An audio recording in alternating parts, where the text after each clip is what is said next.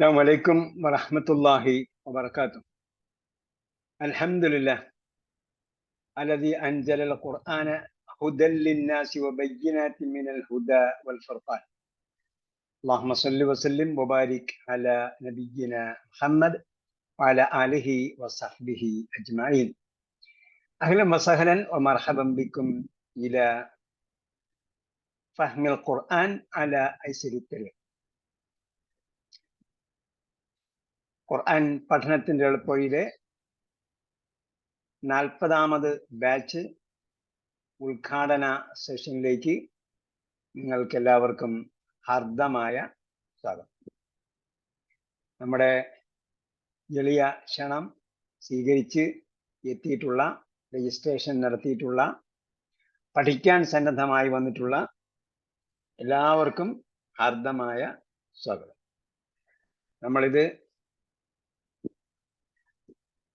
ഒരു അയഞ്ഞ രീതിയിലല്ല, മറിച്ച് വളരെ കാര്യക്ഷമമായ രീതിയിൽ പഠിക്കാൻ സന്നദ്ധമായി അതിനു വേണ്ട ഔപചാരികമായ ഘടകങ്ങളൊക്കെ പൂർത്തീകരിച്ച ഘടനകളൊക്കെ നിബന്ധനകളൊക്കെ പൂർത്തീകരിച്ചവരെ മാത്രമേ നമ്മൾ ഇതിനു വേണ്ടിയുള്ള ലിങ്ക് അയച്ചു കൊടുത്ത് ക്ലാസ്സിലേക്ക് പ്രവേശിപ്പിച്ചുള്ളൂ.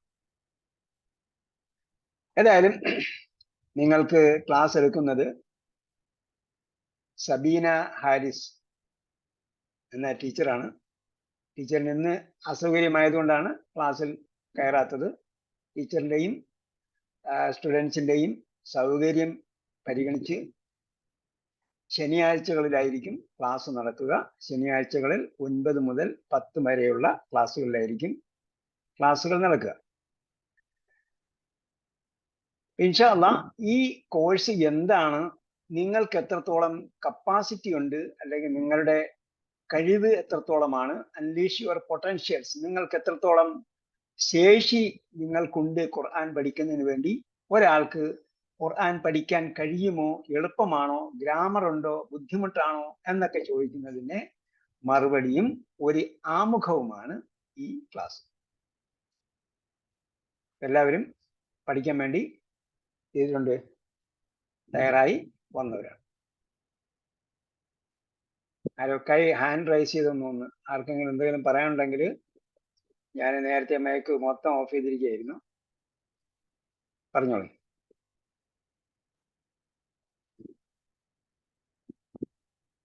പറയാനില്ല.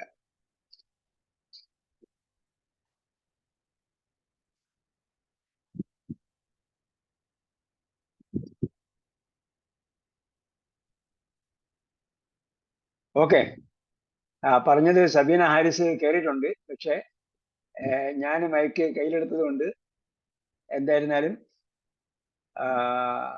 ക്ലാസ് തുടരുകയാണ്. ഇൻഷാ അല്ലാഹ് അടുത്ത ശനിയാഴ്ച മുതൽ, നമ്മൾ ഇന്ന് തിങ്കളാണ്, ഈ ശനിയാഴ്ച നമ്മൾ ഉദ്ഘാടനം വെച്ചിരുന്നതാണ്.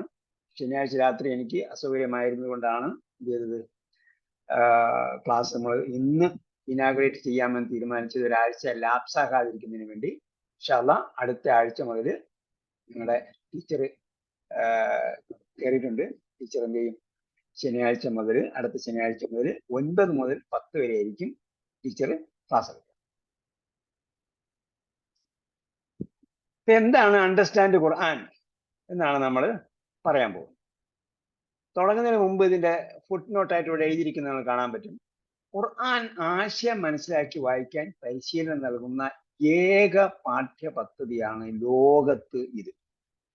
ഈ ലോകത്ത് ഇംഗ്ലീഷിലാണ് ഈ കോഴ്സ് തുടങ്ങിയിരിക്കുന്നത്.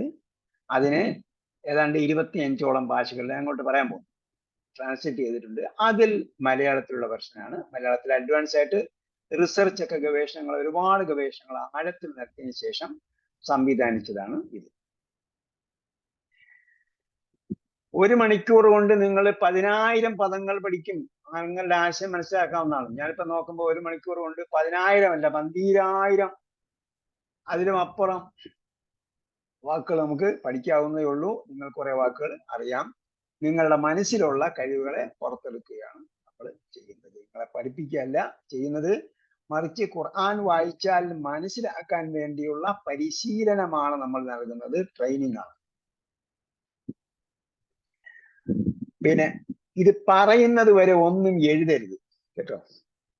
പറയുന്നത് വരെ ഒന്നും എഴുതേണ്ടതില്ല. നമ്മൾ നിർദ്ദേശം പറയും, എഴുതാൻ പറയുമ്പോൾ മാത്രമേ എഴുതാം. എല്ലാവരും പേനയും പേപ്പറും ഒക്കെ മുന്നിലുണ്ടാവും, പക്ഷെ എഴുതുന്ന പറയുമ്പോൾ മാത്രമേ എഴുതാവൂ. നമ്മളിപ്പോ ചെറിയ കുട്ടികളെ പോലാണ് വിചാരിച്ചത്. മാഷ് പറയുന്നത് എഴുതിക്കോ എഴുതിക്കോ എന്ന് പറയുമ്പോൾ എഴുതും. എഴുതണ്ടെന്ന് ഇപ്പൊ ഒന്നും എഴുതണ്ട. ഇതിൽ പറയുന്ന എല്ലാ സംഗതികളും നിങ്ങൾക്ക് വാട്സപ്പ് ആയിട്ട് കിട്ടും. മാത്രമല്ല എന്തെങ്കിലും അധികമായി പറഞ്ഞിട്ടുണ്ടെങ്കിൽ അത് റെക്കോർഡ് ചെയ്യപ്പെടുന്നുണ്ട്. ഇത് നിങ്ങൾക്ക് തുടക്കത്തിന് മനസ്സിലായി, ക്ലാസ് റെക്കോർഡ് ചെയ്യുന്നുണ്ട്. അത് അതിന്റെ റെക്കോർഡിങ് നിങ്ങൾക്ക് യൂട്യൂബ് വഴി നമുക്ക് എന്ത് ചെയ്യാം, ആവർത്തിച്ച് കേൾക്കാം. ഒരു ക്ലാസ് മിസ്സായി പോയാൽ നിങ്ങൾക്ക് ഇത് കേൾക്കാം. പക്ഷെ മിസ്സായി പോകാൻ പാടില്ല. കാരണം എന്താണ്, ഈ അധ്യാപകനും അല്ലെങ്കിൽ അധ്യാപികയും സ്റ്റുഡൻസുമായി ഒരു കണക്ഷൻ എപ്പോഴും വേണം. അത് face to face direct class നടക്കുന്ന സമയത്ത് പഠിച്ചെങ്കിൽ മാത്രമേ അത് ഉണ്ടാവുകയുള്ളൂ. ഒരു എന്താ പറയാ, നമ്മളിപ്പം മൊബൈൽ ചാർജ് ചെയ്യുന്നത് പോലെ മൈൻഡ് ടു മൈൻഡ്, മനസ്സിൽ നിന്നും മനസ്സിലേക്കുള്ള കമ്മ്യൂണിക്കേഷൻ കിട്ടണമെങ്കിൽ അത് ക്ലാസ് ഫേസ് ടു ഫേസ് ആയിട്ട് പഠിച്ചെങ്കിൽ മാത്രമേ ഉള്ളൂ. നമുക്കറിയാം ഖുർആൻ എന്തുണ്ട്, ഖുർആൻ ഹക്കുണ്ട്. എല്ലാവർക്കും ഹക്കുണ്ട്. ഭാര്യയ്ക്ക് ഭർത്താവിനോട് ഹക്കുണ്ട്, ഭർത്താവിന് ഭാര്യയോട് ഹക്കുണ്ട്, മാതാപിതാക്കൾക്ക് കുട്ടികളോട് ഹക്കുണ്ട്. അങ്ങനെയാണെങ്കിൽ അള്ളാന്റെ കലാമിന് ഒരു ഹക്കുണ്ട്. അള്ളാഹ്ക്ക് ഹക്കുണ്ട്, നമ്മളൊക്കെ അള്ളാഹിന് കൊടുക്കേണ്ട ഹക്കുണ്ട്. അതേപോലെ അള്ളാഹിന്റെ കലാമിനോട് ഒരു ഹക്കുണ്ട്. അള്ളാഹിന്റെ കലാമിനോട് നമുക്ക് ഒരു ഹക്കുണ്ട്. അതെന്താണ് ഹക്ക് എന്ന് ചോദിച്ചാൽ, ഖുർആനിൽ വിശ്വസിക്കുക. ഈമാൻ നമുക്കറിയാം, വിശ്വാസ കാര്യങ്ങൾ 6 കാര്യങ്ങളാണ്. അതിലൊന്നെന്താ, ഖുർആനിൽ വിശ്വസിക്കുക എന്നാണ്, കിതാബുകളിൽ വിശ്വാസം. അതേപോലെ ആ ഖുർആന്റെ ഹക്കിൽപ്പെട്ടതാണ് ഖുർആൻ നമ്മൾ മനസ്സിലാക്കിയിരിക്കുക. നമുക്കറിയാമല്ലോ, വ്യക്തികൾ, നമ്മൾ മാതാപിതാക്കൾ അല്ലെങ്കിൽ മക്കളോടുള്ള ബാധ്യതപ്പെട്ട എന്താ, മക്കളെ അറിയണം, സ്നേഹിക്കണം. വാപ്പാക്ക് മക്കളെ അറിയില്ലെങ്കിലോ, മക്കൾക്ക് വാപ്പ അറിയില്ലെങ്കിലോ ശരിയാവില്ല. ഖുർആൻ എന്താണെന്ന് മനസ്സിലാക്കുക എന്നത് നമ്മൾ ഖുർആനോട് കൊടുക്കേണ്ട ഹക്കാണ്. നമ്മൾ മനസ്സിലാകാതെ പോകാൻ പാടില്ല. അതേപോലെ ഖുർആൻ എന്ത് ചെയ്യണം, വായിക്കണം. ഖുർആൻ വായിക്കുക എന്നത് ഖുർആന്റെ ഹക്കാണ്. ഖുർആനിനെ നാം വായിക്കുക എന്നത് നാം ഖുർആനിന് കൊടുക്കാനുള്ള ഹക്കാണ്. അതേപോലെ ഖുർആനെ കുറിച്ച് നാം ചിന്തിക്കണം. അള്ളാഹ് ചോദിക്കുന്ന അഫലാ യതദബ്ബറൂന ഖുർആൻ, ഖുർആനെ കുറിച്ച് അവർ ചിന്തിക്കുന്നില്ലേ, അം അലാ ഖുലൂബിൻ അഖ്ഫാലുഹാ, അതല്ല അവരുടെ ഹൃദയങ്ങളൊക്കെ ലോക്ക്ഡൌണിലാണോ എന്നാണ് ചോദിക്കുന്നത്. പിന്നെയുള്ളതിന്റെ ഉദാഹരണം പറയും. അതേപോലെ ഖുർആൻ അനുസരിച്ച് നാം അമൽ ചെയ്യണം. ഖുർആൻ അനുസരിച്ച് എന്ത് ചെയ്യണം, നമ്മൾ പ്രവർത്തിക്കണം. അതും ഖുർആനോട് നാം കൊടുക്കേണ്ട ഹക്കാണ്. ഇതൊക്കെ നമ്മൾ ചിലപ്പോൾ മദ്രസ വെച്ച് നമ്മൾ അധ്യാപകന്മാർ പറഞ്ഞു തന്നിട്ടുണ്ടാവും, പക്ഷെ അതൊക്കെ നമ്മൾ മറന്നുപോയി. യഥാർത്ഥത്തിൽ പിന്നീട് ആരും പറഞ്ഞു തരുന്നില്ലെങ്കിൽ അത് പറഞ്ഞു തരാത്തവരുടെ കുറ്റമാണ്. അതുകൊണ്ടാണ് നമ്മൾ തുടക്കം തന്നെ പറയുന്നത്, അതിന് ഖുർആനെ കുറിച്ച് ചിന്തിക്കണം, ഖുർആനെ അമലി ചെയ്യണം. ഖുർആൻ എന്ത് ചെയ്യണം, ഖുർആൻ അനുസരിച്ച് പ്രവർത്തിക്കണം. അതായത് ഖുർആൻ നമ്മുടെ കോൺസ്റ്റിറ്റ്യൂഷനാണ്, നമ്മുടെ ഭരണഘടനയാണ്. ഭരണഘടന എന്ന് പറയുന്നത്, ഭരണഘടനയെ വെറുതെ അർത്ഥം അറിയാതെ വായിച്ചിട്ടിരുന്നാൽ പോരാ, അർത്ഥം അറിയാതെ മനഃപ്പാഠമാക്കിയാലും പോരാ. ഇപ്പൊ നമുക്കറിയാലോ, നമ്മുടെ ഇന്ത്യൻ ഭരണഘടന നമുക്ക് അറിയില്ലെങ്കിൽ എന്തായിരിക്കും നമ്മുടെ അവസ്ഥ? നമ്മുടെ അവകാശങ്ങൾ നമുക്കറിയില്ല, നമ്മൾ എന്തൊക്കെ രാഷ്ട്രത്തോട് ചെയ്യണമെന്ന് നമുക്കറിയില്ല, രാഷ്ട്രം എന്തൊക്കെ നമുക്ക് ചെയ്തു തരണം എന്ന് നമുക്കറിയില്ല. അതേപോലെ തന്നെ ഖുർആൻ മനസ്സിലാക്കിയാൽ അതിനെ പ്രചരിപ്പിക്കലും ഖുർആനോട് നമ്മൾ കൊടുക്കേണ്ട ബാധ്യതയാണ്.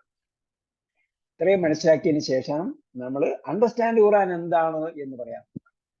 വാട്ട് ഈസ് ദിസ്, എന്താണ് അണ്ടർസ്റ്റാൻഡ് ഖുർആൻ എന്ന് പറയുന്ന സംഭവം? അണ്ടർസ്റ്റാൻഡ് ഖുർആൻ എന്ന് പറഞ്ഞാൽ കുറച്ച് ഭാഗമേ നമ്മൾ ഖുർആന്റെ പഠിക്കുന്നുള്ളൂ, എല്ലാ കാര്യങ്ങളും എല്ലാ ഭാഗവും മനസ്സിലാക്കുക. ഇതുവരെ എന്ന് വെച്ചാൽ നമ്മൾ സ്കൂളിൽ ഇംഗ്ലീഷ് പഠിക്കുമ്പോൾ ഇംഗ്ലീഷിലെ ലോകത്തുള്ള എല്ലാ പുസ്തകങ്ങളും പഠിച്ചിട്ടല്ല ഇംഗ്ലീഷ് നമ്മൾ സംസാരിക്കും. മറിച്ച് എന്താ, കുറച്ച് പുസ്തകങ്ങൾ നമ്മൾ പഠിക്കുകയുള്ളൂ, പിന്നെ ലോകത്തുള്ള ഏത് പുസ്തകം എടുത്താലും നമുക്ക് മനസ്സിലാവും. അതേപോലെ ഖുർആന്റെ കുറച്ച് ഭാഗം പഠിക്കുന്നു, ഖുർആന്റെ മുഴുവൻ ഭാഗവും നമ്മൾ മനസ്സിലാക്കുന്നു. ഇതാണ് അതിന്റെ പ്രത്യേകത. ഇതിൽ ഒരുപാട് ആധുനികമായ ടെക്നോളജികൾ ഉപയോഗിച്ചിട്ടുണ്ട്. എല്ലാ ടെക്നോളജികളും നമ്മൾ പറഞ്ഞു തന്നാൽ ഇതിന്റെ വില നഷ്ടപ്പെടും. കാരണം ഒരുപാട് ടെക്നോളജികൾ ഞാൻ നേരത്തെ പറഞ്ഞല്ലോ, മൈൻഡ് ടു മൈൻഡ്, ഓൺലൈൻ ആണെങ്കിലും ഓൺലൈൻ റെക്കോർഡർ കേൾക്കാം എന്ന് വിചാരിച്ചത്, മറിച്ച് എന്താണ്, ഇപ്പോൾ നാമും ഇതും തമ്മിലൊരു കണക്ഷൻ.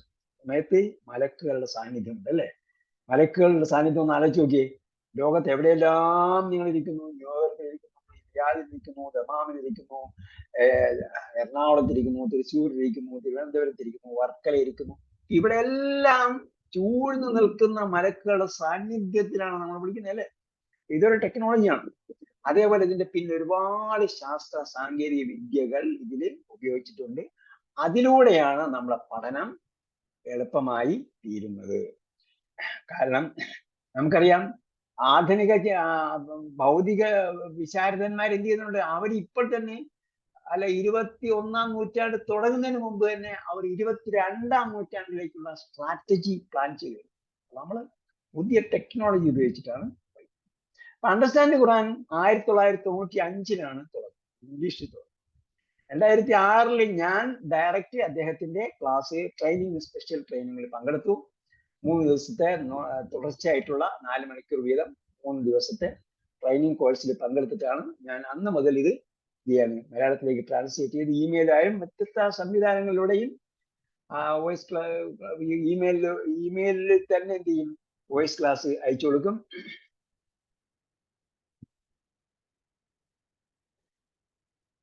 ഇമെയിലിൽ തന്നെ വോയിസ് ക്ലാസ്സുകളും ഓഡിയോ ക്ലാസ്സുകളും ഇമെയിലിൽ തന്നെ അയച്ചു കൊടുത്തുകൊണ്ടിരുന്നു. അങ്ങനെ വ്യത്യസ്ത രീതിയിൽ പഠനം അല്ലെങ്കിൽ അധ്യയനം തുടങ്ങിയതാണ് 2007 മുതൽ.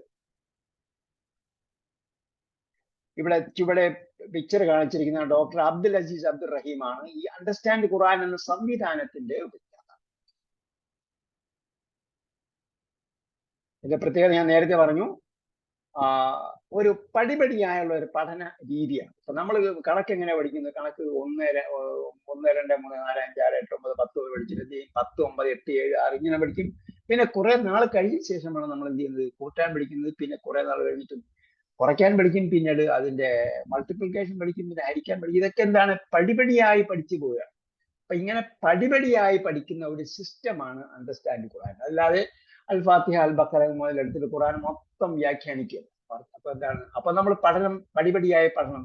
അപ്പൊ നമ്മൾ 1ാം ക്ലാസ്സിൽ പഠിക്കുന്ന കുട്ടികൾക്ക് ലോകരുത് ഇതൊക്കെ പഠിപ്പിച്ചാൽ എന്തായിരിക്കും? 1ാം ക്ലാസ്സിൽ പോയി മൾട്ടിപ്ലിക്കേഷൻ അല്ലെങ്കിൽ അതിന്റെ ഡിവിഷനൊക്കെ പഠിപ്പിച്ചാൽ എന്തായിരിക്കും അവസ്ഥ എന്നതുപോലെയാണ്. മറിച്ച് എന്താണ്? നമ്മൾ ആദ്യം എണ്ണാൻ പഠിക്കുന്നു, പിന്നീട് കൂട്ടാൻ പഠിക്കുന്നു, പിന്നീട് കുറയ്ക്കാൻ പഠിക്കുന്നു. അതൊക്കെ വ്യത്യസ്ത ക്ലാസ്സുകളാണ്. പടിപടിയായുള്ള പഠന രീതിയാണ്. അതേപോലെ മൈൻഡ് കപ്പാസിറ്റി പരമാവധി എങ്ങനെ ഉപയോഗിക്കാൻ പറ്റും, maximum utilization of brain capacity ഒക്കെ നമ്മൾ ഇതിൽ ഉപയോഗിക്കുന്നുണ്ട്. നേരത്തെ പറഞ്ഞു അണ്ടർസ്റ്റാൻഡ് ഖുർആൻ മലയാളം 2007 തുടങ്ങുന്നത്. 2007 തുടങ്ങി 2013 അതിന്റെ ഓൺലൈൻ വെർഷൻ വീഡിയോ ക്ലാസ്സുകളൊക്കെ അപ്ലോഡ് ചെയ്ത് മൊബൈൽ ആപ്ലിക്കേഷൻ ഒക്കെ ഉണ്ടായിരുന്നു. ഇപ്പൊ മൊബൈൽ ആപ്ലിക്കേഷൻ നമ്മൾ എന്ത് ചെയ്തിരിക്കുകയാണ്? ഫ്രീസ് ചെയ്തിരിക്കുകയാണ്. കാരണം കോഴ്സിന്റെ റിവിഷൻ നടന്നുകൊണ്ടിരിക്കുകയാണ്. അതോടൊപ്പം നമ്മൾ മനസ്സിലാക്കേണ്ടത്, നമ്മൾ CBSE സിലബസ് എന്നൊക്കെ പറയും, വളരെ അട്രാക്ഷൻ ഉള്ള സിലബസ് ആണ്. CBSE സിലബസ് എത്ര ഭാഷയിലുണ്ട്? ഇംഗ്ലീഷിലോ ഹിന്ദിയിലൊക്കെ ഉണ്ടായിരിക്കാം, വേറൊരു ഭാഷയിലും ഇല്ല. ലോകത്ത് ഇന്ത്യക്കാർ പോകുന്ന സ്ഥലങ്ങളിൽ മാത്രമാണ് ഈ CBSE സിലബസ് ഉള്ളത്. അതേസമയം ഇന്ത്യയിലെ ഏതാനും ചില ഭാഷകളിലാണ് അണ്ടർസ്റ്റാൻഡ് ഖുർആൻ ഉള്ളത്. ഇന്ത്യക്ക് പുറത്തുള്ള 10-20 ഭാഷകളിൽ ഈ അണ്ടർസ്റ്റാൻഡ് ഖുർആൻ ഉണ്ട് എന്നതാണ് ഇതിന്റെ മറ്റൊരു പ്രത്യേകത. നിങ്ങൾക്ക് അണ്ടർസ്റ്റാൻഡ് ഖുർആൻ മലയാളം എന്ന് അടിച്ചാൽ യൂട്യൂബിലും ഇതിന്റെ അണ്ടർസ്റ്റാൻഡ് ഖുർആൻ മലയാളത്തിന്റെ സംവിധാനങ്ങൾ കിട്ടും. ഇംഗ്ലീഷിൽ നിന്നും വ്യത്യസ്തമായി കുറച്ചധികം ഗവേഷണം നടത്തിയിട്ട് അപ്ഗ്രേഡ് ചെയ്ത, അല്ലെങ്കിൽ അതൊരു ഇന്റഗ്രേറ്റഡ് ലേണിംഗ് സിസ്റ്റമായി, ഒരു ഹോളിസ്റ്റിക് ഖുർആൻ ലേണിംഗ് സിസ്റ്റമായി പരിവർത്തിപ്പിച്ചതാണ്, ഡെവലപ്പ് ചെയ്തതാണ് മലയാളത്തിലുള്ള ക്ലാസ്സുകൾ. അത് അണ്ടർസ്റ്റാൻഡ് ഖുർആൻ മലയാളം എന്ന് അടിച്ചാൽ നിങ്ങൾക്ക് ഒരുപാട് ക്ലാസ്സുകൾ, നേരത്തെ നടന്ന ക്ലാസ്സുകളൊക്കെ കിട്ടും. അതിനോട് അനുബന്ധമായി കിട്ടുന്ന ആൽഫബറ്റ് ക്ലാസ് ഉണ്ട്. അതേപോലെ അറബി പഠിക്കാനുള്ള കമ്മ്യൂണിക്കേറ്റീവ് അറബിക് സംവിധാനമുണ്ട്. ഇതെല്ലാം അടങ്ങുന്ന മൊത്തം എല്ലാം ഖുർആൻ മനസ്സിലാക്കാൻ വേണ്ടിയുള്ള സംവിധാനങ്ങളാണ്. അടങ്ങുന്ന ക്ലാസ്സുകളൊക്കെ യൂട്യൂബിൽ സൗജന്യമായി കിട്ടും. ഇതിന്റെ മറ്റൊരു പ്രത്യേകത എന്ന് പറയുന്നത്, ഒരു ക്ലാസ് കഴിയുമ്പോൾ എന്താണ് റിസൾട്ട് നമുക്ക് മനസ്സിലാവും. എത്ര വാക്കുകൾ നിങ്ങൾക്ക് മനസ്സിലായി എന്ന കാര്യം നമ്മൾ പറഞ്ഞു തരും. ഇതാണ് ഇതിന്റെ മറ്റൊരു പ്രത്യേകത. അതാണ് റിസൾട്ട് ഓറിയന്റഡ് ലേണിംഗ് സിസ്റ്റം. നിങ്ങൾ ഒരു പേജ് വായിച്ചാൽ എത്ര വാക്ക് ഇപ്പോൾ കിട്ടും എന്ന് ഒരു ക്ലാസ് കഴിയുമ്പോൾ പറയും. ഇന്നത്തെ ഇൻട്രൊഡക്ഷൻ ക്ലാസ്സിൽ ഒരു 10-12,000 പദങ്ങൾ നമ്മൾ ഇവിടെ ഇൻട്രൊഡ്യൂസ് ചെയ്യും. നിങ്ങൾക്ക് എന്ത് ചെയ്യും? ബോധ്യപ്പെടുത്തി തരും. അതൊന്നും നിങ്ങൾക്ക് അറിയാത്തതൊന്നും എഴുതി വെക്കണ്ട.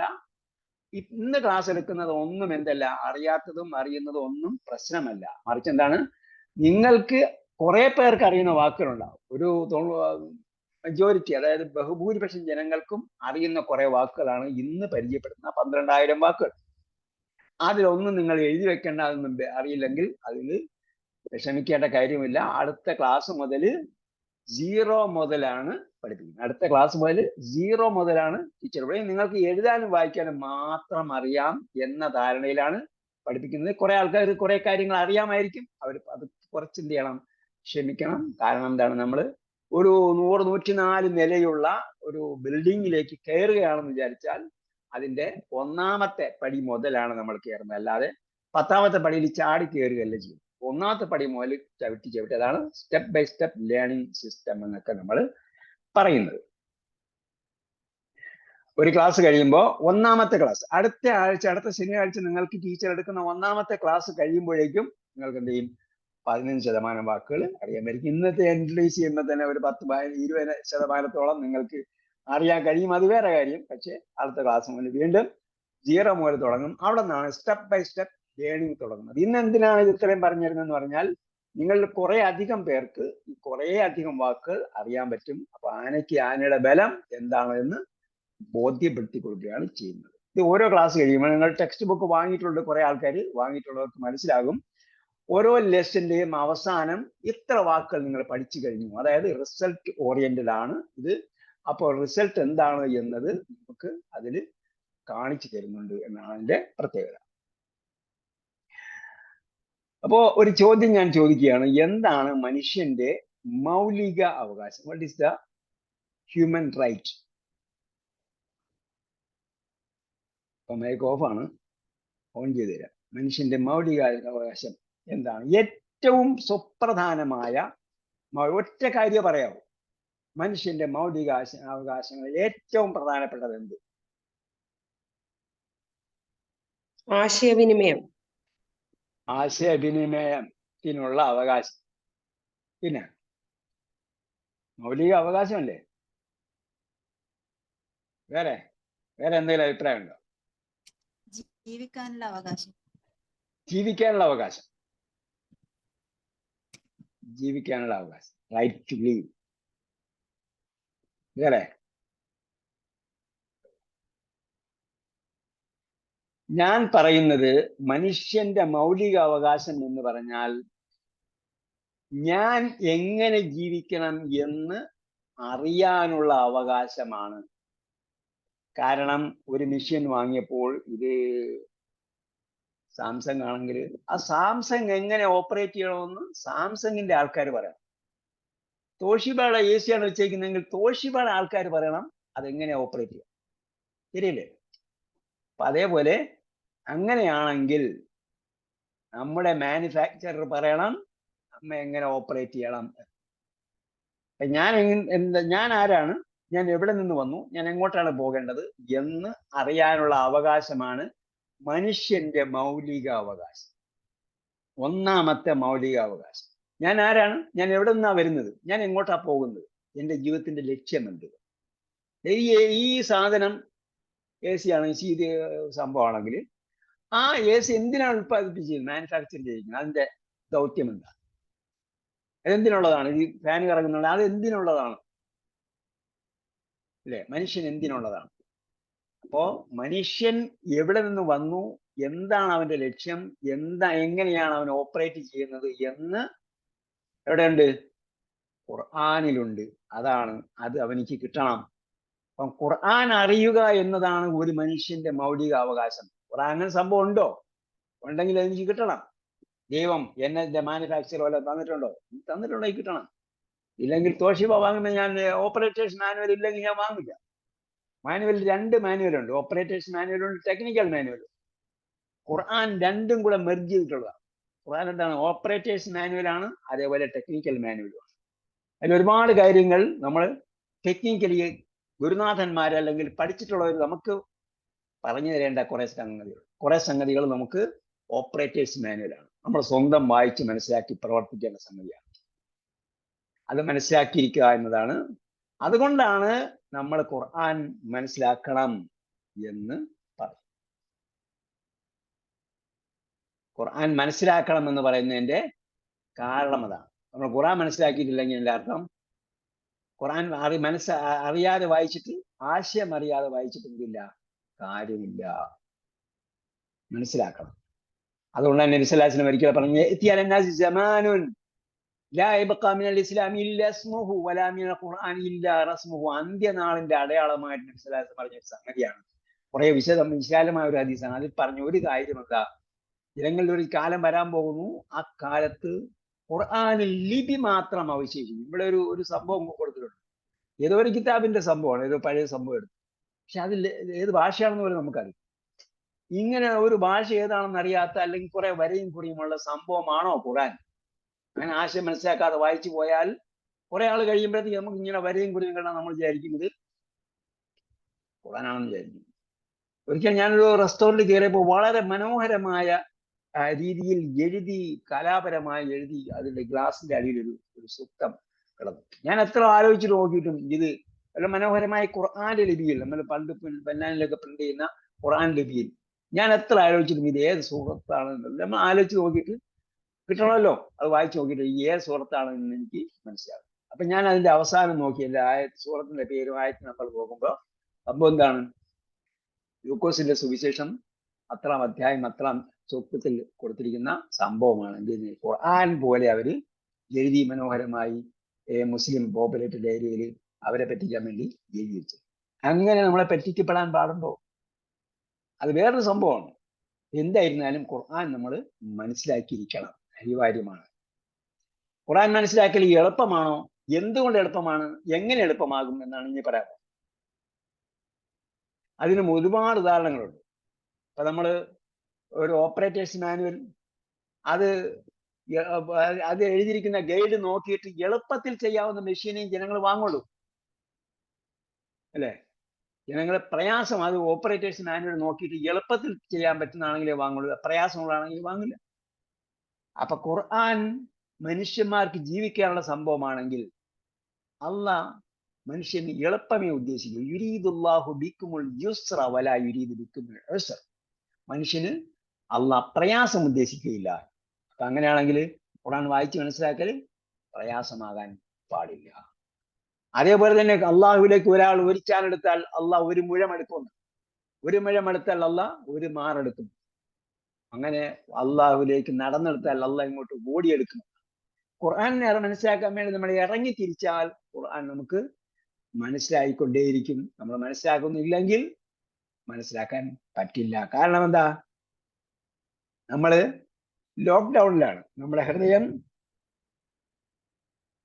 ലോക്ക് ചെയ്തിരിക്കുകയാണ്, അല്ലേ?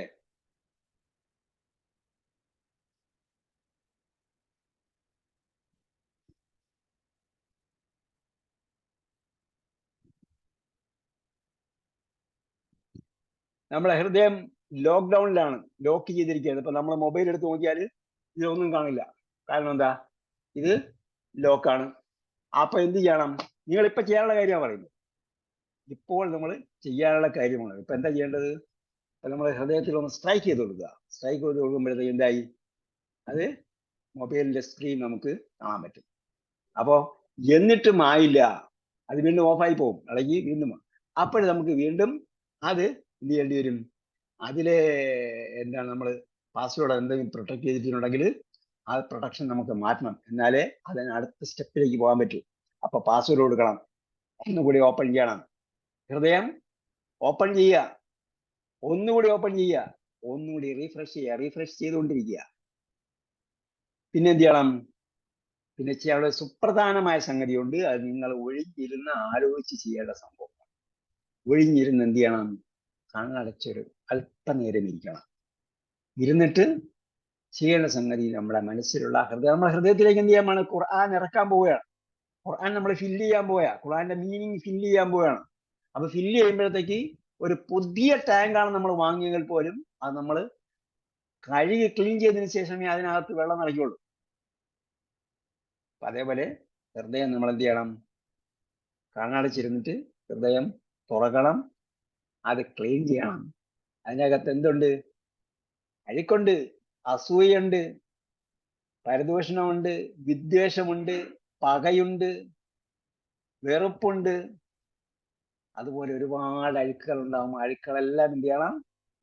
നന്നായിട്ട് കഴുകി തുടച്ച് വേസ്റ്റ് ബോക്സിൽ കളയണം. എന്നിട്ട് എന്ത് ചെയ്യണം?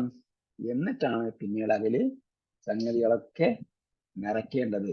അപ്പൊ നിങ്ങള് ഹൃദയം അൺലോക്ക് ചെയ്തു, ഹൃദയം ക്ലീൻ ചെയ്തു. ഇനി നോക്കിയാൽ നമുക്ക് എന്ത് ചെയ്യാൻ പറ്റും? ഖുർആൻ 10%, 10% എന്ന് പറഞ്ഞാൽ ഖുർആൻ 30 ജുസിൽ 3 ജുസ് ആണ്. 10% എന്ന് പറയും. 10% അതിലധികം നിങ്ങൾക്ക് ഖുർആൻ അറിയാൻ പറ്റും. ഇതുവരെ നമുക്ക് ഖുർആൻ അറിയില്ലായിരുന്നുവെങ്കിൽ ഞാൻ ഇന്നലെ ഒരു ക്ലാസ് ഇവിടെ ഉദ്ഘാടനം ചെയ്തു, ചേന്നമംഗല്ലൂർ. അപ്പോ ഒരുപാട് മുസ്ലിങ്ങളുള്ള സ്ഥലമാണ്. ഖുർആൻ വായിച്ചാൽ മനസ്സിലാകുന്നവർ എത്ര പേരുണ്ടെന്ന് ചോദിച്ചപ്പോഴത്തേക്ക് വളരെ കുറഞ്ഞ ആൾക്കാർ മാത്രമേ കൈവിട്ടു. കുറച്ച് കഴിഞ്ഞ് ഇങ്ങനെ പഠിച്ച് ക്ലാസ് ഇങ്ങനെ പഠിച്ചു പോയി നമുക്ക് മനസ്സിലാകും എന്ന് പറഞ്ഞതുപോലെ നമുക്ക് ഇപ്പോൾ മനസ്സിലാകുന്നില്ലെങ്കിൽ അതിന്റെ അർത്ഥം നമ്മൾ ഖുർആൻ തുറന്നപ്പോൾ എന്തായിരുന്നു? ഖുർആൻ തുറന്നു, പക്ഷേ നമ്മുടെ മൈൻഡ് ലോക്ക് ചെയ്തിരിക്കുക. നമ്മൾ മൊബൈൽ എടുത്തപ്പോഴും മൊബൈൽ എടുത്ത് എന്ത് ചെയ്തു? മൊബൈൽ എടുത്ത് ഉപയോഗിച്ചു. എന്നിട്ട് എന്ത് ചെയ്തില്ല? അത് എന്തായിരുന്നില്ല, വർക്ക് ചെയ്യുന്നില്ല. സംഭവം എന്താ? സ്ക്രീൻ ലോക്കാണ്. പിന്നെ അതല്ലാതെ പ്രൊട്ടക്ട് ചെയ്തിട്ടുണ്ട്. ഇതെല്ലാം ചെയ്തിട്ടുണ്ട്. ഫോൺ വർക്ക് ചെയ്യുമോ? വർക്ക് ചെയ്യില്ല. പക്ഷെ നമ്മൾ ഇതിലത്ത് ഇങ്ങനെ എന്ത് ചെയ്യുന്നു? കറക്കി കുത്തി വായനയോട് വായന, ഒന്നും മനസ്സിലാക്കാൻ. ഒരു ഹദീസിൽ പറയുന്നത് ഖുർആന് വേണ്ടി അവർ അഹോരാത്രം പണിയെടുക്കും. ഖുർആൻ വായിക്കുമോ? പക്ഷേ അതിൽ ഒരു വാക്ക് പോലും തൊണ്ടക്കുഴിയുടെ താഴോട്ട് പോകില്ല. ആരെക്കുറിച്ചായിരിക്കും പറഞ്ഞത്? ആ പറഞ്ഞത് അറബിയിൽ വായിക്കുന്നവരെ കുറിച്ചാണ്, അറബികളായ ആൾക്കാരെ കുറിച്ചാണ്. അവരോടാണ് നേരിട്ടാ പറഞ്ഞത്. അപ്പൊ നമ്മുടെ അവസ്ഥ എന്തായിരിക്കും? അവരുടെ മാതൃഭാഷയിലുള്ള ഖുർആൻ വായിച്ചിട്ട് തൊണ്ടക്കുഴിയിൽ നിന്ന് താഴോട്ട് പോകുന്നില്ലെങ്കിൽ, ഹൃദയത്തിലേക്ക് കടക്കുന്നില്ല എന്ന് നബിസ്വല്ലല്ലാഹു പറഞ്ഞിട്ടുണ്ടെങ്കിൽ നമ്മളാകുന്ന അനറബികളെ കുറിച്ച് എന്തായിരിക്കും അവസ്ഥ? നമുക്ക് ഒരുപാട് അവസരങ്ങളുണ്ട്. ഈ അവസരങ്ങളുടെ കൂത്തരങ്ങളിൽ നിന്നുകൊണ്ടാണ് നമ്മൾ പറയുന്നത്. അങ്ങനെ ഒരിക്കലും ഉണ്ടാകാൻ പാടില്ല. ഖുർആൻ മനസ്സിലാകും നമുക്ക്. ഇപ്പോൾ നിങ്ങൾക്ക് ഖുർആനിലെ നേരത്തെ പറഞ്ഞു, ഒരു 12,000 വാക്കുകളെങ്കിലും ഖുർആനിലേത് നമുക്ക് അറിയാമായിരിക്കും. ഖുർആനിൽ ആകെ 77,500 വാക്കുകളാണ് ഉള്ളത്. അല്ലെ? നമുക്ക് നോക്കാം. ഇപ്പൊ എന്തുകൊണ്ട് നമുക്ക് ഖുർആൻ അറിയുന്നില്ല എന്നതാണ്. ഖുർആൻ മനസ്സിലാകാത്ത എന്തുകൊണ്ടാണ്? ഖുർആൻ നമുക്ക് മനസ്സിലാകാതെ വരുന്നത് ആനയെ കണ്ടിട്ടുണ്ടാകും. ആന എന്തുകൊണ്ട് നമ്മുടെ നാട്ടിൻ പുറത്തൊക്കെ ഉത്സവത്തിനെ കൊണ്ടുവരുന്ന ആന എന്തുകൊണ്ട് ഓടുന്നില്ല? സാധാരണ വല്ലപ്പോഴും കൂടിയൊക്കെ വരുന്നുള്ളൂ, അത് വേറെ. എന്തുകൊണ്ട് ആന ഓടുന്നില്ല എന്ന് ചോദിച്ചാൽ, ആനയുടെ കുഞ്ഞ് ജനിക്കുന്ന സന്ദർഭത്തിൽ തന്നെ എന്ത് ചെയ്യുന്നു? ആ കുഞ്ഞിന്റെ കാലിൽ ഒരു ചങ്ങല കെട്ടും. ചങ്ങല കെട്ടിയിട്ട് അത് ഒരു മരത്തിൽ കെട്ടും. അപ്പൊ കുഞ്ഞിലെ തന്നെ ചാടി ഓടി നടക്കേണ്ട കുഞ്ഞ് ചാടി ഓടി നടക്കാൻ കഴിയില്ല. കുറെ നാൾ കഴിയുമ്പോഴത്തേക്ക് ഈ കുഞ്ഞ് വളരവേ വളർന്ന് വലുതാവുമ്പോൾ എന്ത് ചെയ്യും? വലുതാവുമ്പോൾ പിന്നെ ആനയെ കെട്ടിയിടും. പക്ഷെ അത് വല്ലപ്പും കൂടിയെ കെട്ടിയിടും. ആനയുടെ ആ ചങ്ങല ആനയുടെ കാലിങ്ങനെ ചുറ്റിയിടും. എന്തിനാ? ചങ്ങല മൊത്തം കാലിൽ നിന്നും അഴിച്ച് മാറ്റി മരത്തിലല്ല ഇടുന്നത്, മറിച്ച് മരത്തിൽ നിന്നും ചങ്ങല അഴിച്ച് ആനയുടെ കാലിൽ വളച്ച് അവിടെ കെട്ടിയിടും. എന്തിനാ? കെട്ടിയിട്ടിരിക്കുന്നു എന്നൊരു തോന്നലാണ് അതിലുണ്ടാവുന്നത്. പിന്നെ ആന ഓടില്ല. നേരത്തെ എന്നെ ബന്ധിപ്പിച്ചിരിക്കുകയായിരുന്നു, ഞാൻ ബന്ധനസ്ഥനാണ് എന്ന ചിന്തയാണ് ഉണ്ടാവുന്നത്. എന്ന് പറഞ്ഞതുപോലെ limiting belief is holding you back from achieving your goal. നമ്മളെ ലക്ഷ്യത്തിലേക്ക് പോകുന്നതിൽ നിന്നും തടയുന്നത് എന്താണ്? എനിക്കിത് കഴിയുകയില്ല എന്ന തോന്നൽ. എനിക്ക് കഴിയില്ല, എനിക്ക് വായിച്ചാൽ മനസ്സിലാകില്ല എന്ന് തോന്നുകയാണ്. അപ്പൊ നമ്മൾ എന്ത് ചെയ്യണം? ഓപ്പൺ യുവർ മുസ്ഹഫ് before you open your heart before you open the മുസ്ഹഫ്. ഖുർആൻ തുറക്കുന്നതിന് മുമ്പ് നമ്മൾ എന്ത് ചെയ്യണം? മുസ്ഹഫ് തുറന്നു വെക്കണം. എനിക്കിത് കഴിയുകയില്ല എന്ന സംഭവം നിങ്ങൾ വായിക്കുന്നവരാണ്, നിങ്ങൾ നെറ്റിൽ ഡൗൺലോഡ് ചെയ്ത് ബ്രൗസ് ചെയ്താൽ കാണാം. നെപ്പോളിയൻ ഹിൽസിന്റെ ഒരു പുസ്തകമുണ്ട്, തിങ്ക് ആൻഡ് ഗ്രോ റിച്ച്. ചിന്തിക്കുക സമ്പന്നനാവുക എന്നതാണ്. ചിന്തിക്കുക സമ്പന്നനാവുക എന്ന് നമ്മുടെ അടുത്ത് പറയും. തിങ്ക് ആൻഡ് ഗ്രോ റിച്ച് എന്ന് പറയുന്ന പുസ്തകം നെപ്പോളിയൻ ഹിൽസ് വിദഗ്ധനായ എഴുത്തുകാരനാണ്. മില്യൺസ് കണക്കിന് കോപ്പികളാണ് അദ്ദേഹത്തിന്റെ പുസ്തകങ്ങൾ. ഇത്തരം പുസ്തകങ്ങളൊക്കെ വിറ്റുപോകുന്നത്. അത് നിങ്ങളൊന്ന് ബ്രൗസ് ചെയ്ത് ആ പുസ്തകം ഡൗൺലോഡ് ചെയ്ത്, അതായത് തിങ്ക് ആൻഡ് ഗ്രോ റിച്ച് അടിച്ചിട്ട് അതിന്റെ കൂടെ PDF പഠിച്ചു കൊടുത്താൽ സാധനം വരും. ഫ്രീ ആയിട്ട് ഡൗൺലോഡ് ചെയ്യാം. വായിച്ച് എന്റെ ഇൻട്രൊഡക്ഷനിൽ അദ്ദേഹം പറയുന്നുണ്ട്, ഞാനൊരു ഡിക്ഷണറി വാങ്ങി. ഡിക്ഷണറി വാങ്ങിയിട്ട് അതിൽ ആദ്യം ചെയ്തത് ഇമ്പോസിബിൾ എന്ന് പറയുന്ന പേജ് കിരിക്കളഞ്ഞു. നമ്മൾ പണ്ടേ പഠിച്ചിട്ടുണ്ട് നത്തിങ് ഈസ് ഇമ്പോസിബിൾ, അസാധ്യമായ ഒന്നുമില്ല എന്നൊക്കെ പഠിച്ചു. പക്ഷെ നമ്മളിപ്പോഴും വിചാരിക്കുന്ന ഖുർആൻ നമുക്ക് മനസ്സിലായി. അസാധ്യമായ ഒന്നുമില്ല എന്ന് 1-ാം ക്ലാസ്സിലെ പുസ്തകത്തിൽ എഴുതി വെച്ചിരിക്കും. പക്ഷെ ഇപ്പോഴും നമ്മൾ മനസ്സിലാക്കുന്നത് ഖുർആൻ നമുക്ക് മനസ്സിലാക്കും. വിദഗ്ധന്മാർ എന്താ ചെയ്തത്? അവർ ഇമ്പോസിബിൾ എന്ന് പറയുന്ന സംഭവം കീറിക്കളഞ്ഞു എന്നാണ് അവർ പറയുന്നത്. ഐ കാൺട്ട് എന്ന് പറഞ്ഞ സംഭവം കാണ്ടില്ല, ഐ ക്യാൻ ആണ്. ക്യാൻ മാത്രമേ ഉള്ളൂ, ക്യാൻഡ് എന്ന സംഭവമില്ല. എനിക്ക് കഴിയില്ല എന്ന് ഒരിക്കലും വിചാരിക്കാൻ പാടില്ല. അപ്പോ എന്ത് ചെയ്യണം? കഴിയാൻ വേണ്ടി എന്താ ചെയ്യേണ്ടത്? കഴിയാൻ വേണ്ടി ചെയ്യുന്നതാണ് ചേഞ്ച് യുവർ ആറ്റിറ്റ്യൂഡ്. നമ്മൾ എന്ത് ചെയ്യണം? നമ്മളെ സമീപന രീതി മാറ്റണം. സമീപന രീതി എങ്ങനെ മാറ്റാൻ പറ്റും? നമുക്കറിയാം, നമ്മൾ കൃഷി ചെയ്യാൻ പോയി കഴിഞ്ഞാൽ നമ്മൾ കൃഷി നടക്കണമെങ്കിൽ എന്ത് ചെയ്യണം? മണ്ണ് നന്നായിട്ട് ഇളകണം. നമ്മള് ഫലഭൂയിഷ്ടമായ മണ്ണാണ്. ഫലഭൂയിഷ്ടമായ മണ്ണില് ട്രെയിലറും ട്രക്കും ഒക്കെ പോയി ഉറച്ചു കിടക്കുന്ന മണ്ണാണ് എന്ത് ചെയ്യും? ഒന്നിലധികം പ്രാവശ്യം ഇളക്കി മറിച്ചതിന് ശേഷമാണ് ഉഴുത് മറിച്ചതിന് ശേഷം. അങ്ങനെ വാഹനങ്ങൾ ഓടാത്ത വയലുകളിലൊക്കെ നമുക്കറിയാം, ഒരു കൊയ്ത്ത് കഴിഞ്ഞാൽ പിന്നെ എന്ത് ചെയ്യും? ഇളക്കി മറിച്ച് നന്നായി വെട്ടി മൂടി പൊടി ആക്കി അതിന് ശേഷം വീണ്ടും ഇളക്കി മറിച്ചതിന് ശേഷമാണ് എന്ത് ചെയ്യുന്നത്? വിത്തിടുന്നത്. എന്ന് പറഞ്ഞ പോലെ നമ്മളെ ബ്രെയിനെ ഇളക്കി മറിച്ച് നമ്മൾ എന്താകണം? ഫ്ലെക്സിബിൾ ആകണം. Vulnerable to change. ചേഞ്ചിന് എന്ത് ചെയ്യണം? സന്നദ്ധമാകണം നമുക്ക്. എങ്കിൽ മാത്രമേ നമുക്ക് ഇത്തരം സംഗതികൾ അബ്സോർബ് ചെയ്യാൻ കഴിയും. ഇത്തരമല്ല, ഏത് സംഗതിയും അബ്സോർബ് ചെയ്യാൻ പറ്റും. അപ്പം ചേഞ്ച് ചെയ്യാൻ വേറെ ഒന്ന് രണ്ട് സംഗതികൾ ഞാൻ പറഞ്ഞില്ല. ചേഞ്ച് ആകണം. അതായത് നമുക്ക് ഒരു ഉദാഹരണം ഞാൻ പറഞ്ഞാല്, നിങ്ങൾ ജസ്റ്റ് ഒന്ന് ചിന്തിച്ചു നോക്കുക. നമ്മൾ ടോയ്ലറ്റ് ക്ലീൻ ചെയ്യുമ്പോൾ ഏത് കൈ കൊണ്ടാണ് നമ്മൾ ആ ബ്രഷ് പിടിക്കുന്നത്?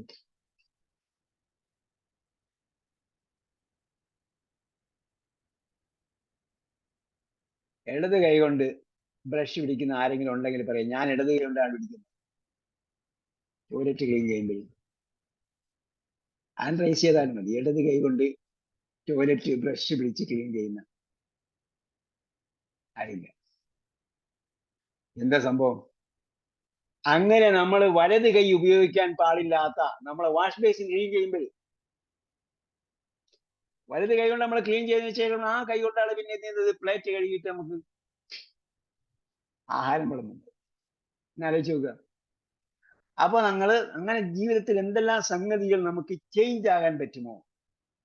നമ്മൾ ഷൂ ഒക്കെ കാലൊക്കെ തുടച്ചു കഴിഞ്ഞിട്ട് ഷൂവും സോക്സ് ഒക്കെ ഇടും. കൈ തുടയ്ക്കുന്ന കൈ ഒന്ന് വലത് കൈ കൊണ്ട് തുടച്ച് കാലൊക്കെ തുടച്ചു കഴിഞ്ഞിട്ടാണ് സോക്സും പിന്നെ ഷൂ ഒക്കെ ഇടും. അത് കഴിയുമ്പോഴത്തേക്ക് നമുക്ക് ഒരു പരിചയക്കാരൻ വന്ന് ഉടനെ അയാൾക്ക് കൈ കൊടുക്കും, കാല് തുടച്ച കൈ.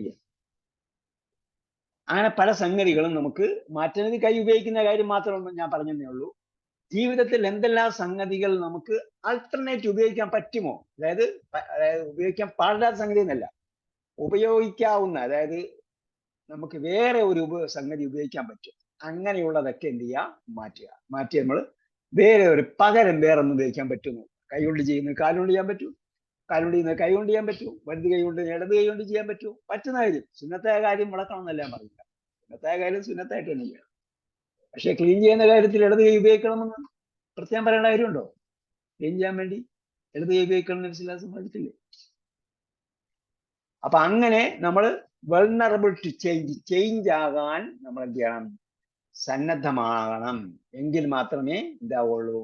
നമുക്ക് ചേഞ്ച് ആകാൻ പറ്റൂ. പുതിയ സംഗതികൾ നമുക്ക് പഠിക്കാൻ പറ്റൂ. അല്ലെങ്കിൽ പുതിയ സംഗതികൾ നമുക്ക് പഠിക്കാൻ സാധിച്ചു കൊള്ളണം എന്നില്ല. അതേപോലെ നമ്മൾ എന്ത് ചെയ്യണം? നമ്മൾ ഖുർആൻ വായിക്കുന്നത് ബർക്കത്തിന് വേണ്ടിയാണോ അതല്ല വിജയത്തിന് വേണ്ടിയാണോ എന്ന് നമ്മൾ ചിന്തിക്കണം. ബർക്കത്തിന് വേണ്ടിയാണെങ്കിൽ നമ്മൾ 1 മുതൽ 10 വരെ പ്രതിഫലം കിട്ടും. വിജയത്തിന് വേണ്ടിയാണ് വായിക്കുന്നതെങ്കിൽ 11 മുതൽ 700 വരെ പ്രതിഫലം കിട്ടും. ഇല്ല, അള്ളാഹ് ഉദ്ദേശിക്കുന്നവർക്ക് വീണ്ടും അധികം ഇരട്ടിക്കിരട്ടിയായി നൽകും എന്നും പറഞ്ഞിട്ടുണ്ട്. ഹദീസുകൾ ഉദ്ധരിക്കാൻ നമ്മളിപ്പോ സമയമില്ലാത്തതുകൊണ്ട് ഞാൻ അതിലേക്ക് പോകുന്നില്ല. ഞാൻ പറഞ്ഞു വരുന്നത്, നമുക്ക് ഒരുപാട് വാക്കുകൾ നമുക്കറിയാം. ഉദാഹരണമായി പറഞ്ഞാൽ അള്ളയെ കുറിച്ച് പറയുന്ന 3 വാക്കുകൾ: അല്ല, റബ്ബ്, ഇലാഹ്. അല്ല, റബ്ബ്, ഇലാഹ്, ഇത്രയും വാക്കുകൾ മാത്രം ഖുർആനിൽ ഒരു ജുസ് ആവർത്തിച്ചിട്ടുണ്ട്. അല്ല, അതെ, അല്ല എന്ന വാക്ക് തന്നെ 20 പേജ് ആവർത്തിച്ചു. അല്ല എന്ന വാക്ക് തന്നെ 20 ഒരു ജുസ് ആവർത്തിച്ചിട്ടുണ്ട്. റബ്ബ് എന്ന വാക്ക് എന്ത് ചെയ്തിട്ടുണ്ട്? 7 പേജ് ആവർത്തിച്ചിട്ടുണ്ട്. അങ്ങനെ നമ്മൾ നോക്കിയാൽ ഇലാഹ് നമുക്കറിയാം, ആരാധ്യൻ. റസൂൽ, ദൂതൻ. നബി, റസൂലിന് നബിയും തമ്മിൽ ചെറിയ വ്യത്യാസമുണ്ട്, പക്ഷെ നമ്മൾ നബി നമുക്കറിയാം, നബി. കിതാബ്. അപ്പൊ അള്ളാഹെ കുറിച്ച് പറയുന്ന 3 വാക്ക്, റസൂലിനെ കുറിച്ച് പറയുന്ന 2 വാക്കുകൾ, റസൂൽ, നബി. കിതാബിനെ കുറിച്ച് പറയുന്ന കിതാബും അതേപോലെ ആയത്ത് നമുക്കറിയാം, 2 വാക്ക്. ഇത്രയും ആയപ്പോൾ ഖുർആനിലെ 37 പേജായി. ഖുർആനിലെ 37 പേജായി. അപ്പോ 2 ജിസുവിന് ഇനി എത്രയുണ്ട്? 3 പേജ് ബാക്കിയുണ്ട്. 7 വാക്കുകളാണ്. ഈ വാക്കുകളുടെ അർത്ഥം അറിയാത്ത ആരും ഉണ്ടാവില്ല. അഥവാ ആൾക്കാർ അറിയാത്തവരുണ്ടെങ്കിൽ നമുക്ക് സ്റ്റെപ്പ് ബൈ സ്റ്റെപ്പ് ആയിട്ട് പഠിപ്പിക്കും, അത് വേറെ കാര്യം. പക്ഷേ അറിയാത്ത ആരെങ്കിലും ഉണ്ടായിരുന്നെങ്കിൽ ഏതെങ്കിലും ഒരു വാക്ക്, ഇലാഹിന്റെ അർത്ഥം ആരാധ്യൻ എന്നാണ്, അറിയാത്ത ആരെങ്കിലും, ഇപ്പൊ അത് തീർന്നു. ഒരു സെക്കൻഡ് കൊണ്ട് നമ്മളത് പഠിച്ചു. നോക്ക്, ഇതൊന്നും എഴുതിയെടുക്കണ്ട, ഞാൻ അയച്ചു തരുന്നത് കേട്ടോ. വാട്സപ്പിന്റെ ഈ ഫോർമാറ്റിൽ അയച്ചു തരും. അതേപോലെ ഇൻഡിവിജ്വൽസിനെ കുറിച്ച് പറയുന്ന, വ്യക്തികളെ കുറിച്ച് പറയുമല്ലോ, വ്യക്തികളെ കുറിച്ച് പറയുന്ന വാക്കുകളുണ്ട്. ആ വ്യക്തികളെ കുറിച്ച് പറയുന്ന വാക്ക് ഉദാഹരണമായിട്ട് മുസ്ലിം, മുഅ്മിൻ, സ്വാലിഹ്, എല്ലാം നല്ല മനുഷ്യന്മാരെ കുറിച്ച് പറയുന്ന. മുസ്ലിം മനസ്സിലുള്ള, മുഅ്മിൻ സദ്വിശ്വാസി, സ്വാലിഹ് നല്ല മനുഷ്യൻ, പറയുന്ന 3 വാക്ക്. മോശമായ വ്യക്തികളെ കുറിച്ച് പറയുന്ന 3 വാക്ക്: കാഫിർ, മുശ്രിക്ക്, മുനാഫിക്ക്. കാഫിർ സത്യനിഷേധി, മുശ്രിക്ക് ബഹുദൈവ വിശ്വാസി, മുനാഫിക്ക് കപട വിശ്വാസി. ഇതെല്ലാം കൂടെ എന്ത് ചെയ്യുന്നുണ്ട്? നമ്മൾ നേരത്തെ പറഞ്ഞില്ലേ 37 പേജ് എന്ന് പറഞ്ഞു. അപ്പൊ 20 പേജ് തികയ്ക്കാൻ വേണ്ടി, അല്ല 40 പേജ് തികയ്ക്കാൻ വേണ്ടി, 2 ജുസ് ആകാൻ വേണ്ടി ഇത്രയും വാക്കുകൾ കൂടി മനസ്സിലാക്കിയാൽ എന്തായി? 4 പേജുണ്ട്. ഇത്രയും വാക്കുകൾ 4 പേജ് റിപ്പീറ്റ് ചെയ്യുന്നുണ്ട്. അപ്പൊ അതോടുകൂടി എന്തായി? ഖുർആനിലെ 2 ജുസ് നമ്മൾ മനസ്സിലാക്കി. നമുക്കറിയാം, ഞാൻ മനസ്സിലാക്കിയത് നിങ്ങൾ ഇപ്പൊ പഠിച്ചെന്നല്ല ഞാൻ പറയുന്നത്, നിങ്ങൾക്ക് നേരത്തെ തന്നെ അറിയാം. അതേപോലെ ദിക്ർ എന്ന് പറഞ്ഞാൽ നമുക്കറിയാം, സ്മരണ. സ്വലാത്ത്, പ്രാർത്ഥന എന്നാണ് കേട്ടോ. നമസ്കാരമായാലും പ്രാർത്ഥന ആയിരുന്നാലും പ്രാർത്ഥന. ജക്കാത്ത് നമുക്കറിയാം, ജക്കാത്തിന്റെ അർത്ഥം പറഞ്ഞാലേ മാറിപ്പോവുള്ളൂ. ജക്കാത്ത് എന്ന് പറഞ്ഞാൽ ജക്കാത്ത് തന്നെ. അതേപോലെ സലാം, സമാധാനം. ജന്നത്ത്, സ്വർഗം. നാറ്, നരകം. നാറ് അറിയാത്ത ചില ആൾക്കാരുണ്ടാവും, തീ എന്നും പറയും. നാറ് അറിയാത്ത ആൾക്കാർ അറിയാതിരിക്കുന്നതല്ലേ, കാരണം നമ്മൾ ജന്നത്തിലേക്ക് പോകുന്നതുകൊണ്ട് നാറ് അറിയേണ്ട കാര്യമില്ല. നാറിനെ കുറിച്ച് അറിഞ്ഞാലേ ജന്നത്തിലേക്ക് എത്തിപ്പെട്ടുള്ളൂ വേറെ ശാസ്ത്രം പറയുന്നുണ്ട്, അത് വേറെ കാര്യം. എന്തായാലും നാറ് അറിയാത്തവർക്കും ഇപ്പോ തീ എന്നും നരകമെന്നും അർത്ഥത്തിൽ ഉപയോഗിക്കും.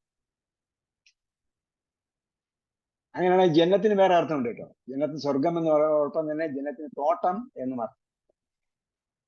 വളരെ മനോഹരമായ തോട്ടങ്ങളാൽ നിറഞ്ഞതാണ് സ്വർഗം. അതുകൊണ്ടാണ് ജന്നത്ത് എന്ന വാക്ക് സ്വർഗത്തിന് ഉപയോഗിക്കുന്നത്. സ്വർഗം എന്ന് പറയുന്ന സമയത്ത് അല്ലുണ്ടാവും. അതേപോലെ നാർ, നരകം എന്ന് പറയുന്ന ഉദ്ദേശിക്കുന്ന സ്ഥലത്ത് അന്നാർ എന്നായിരിക്കും.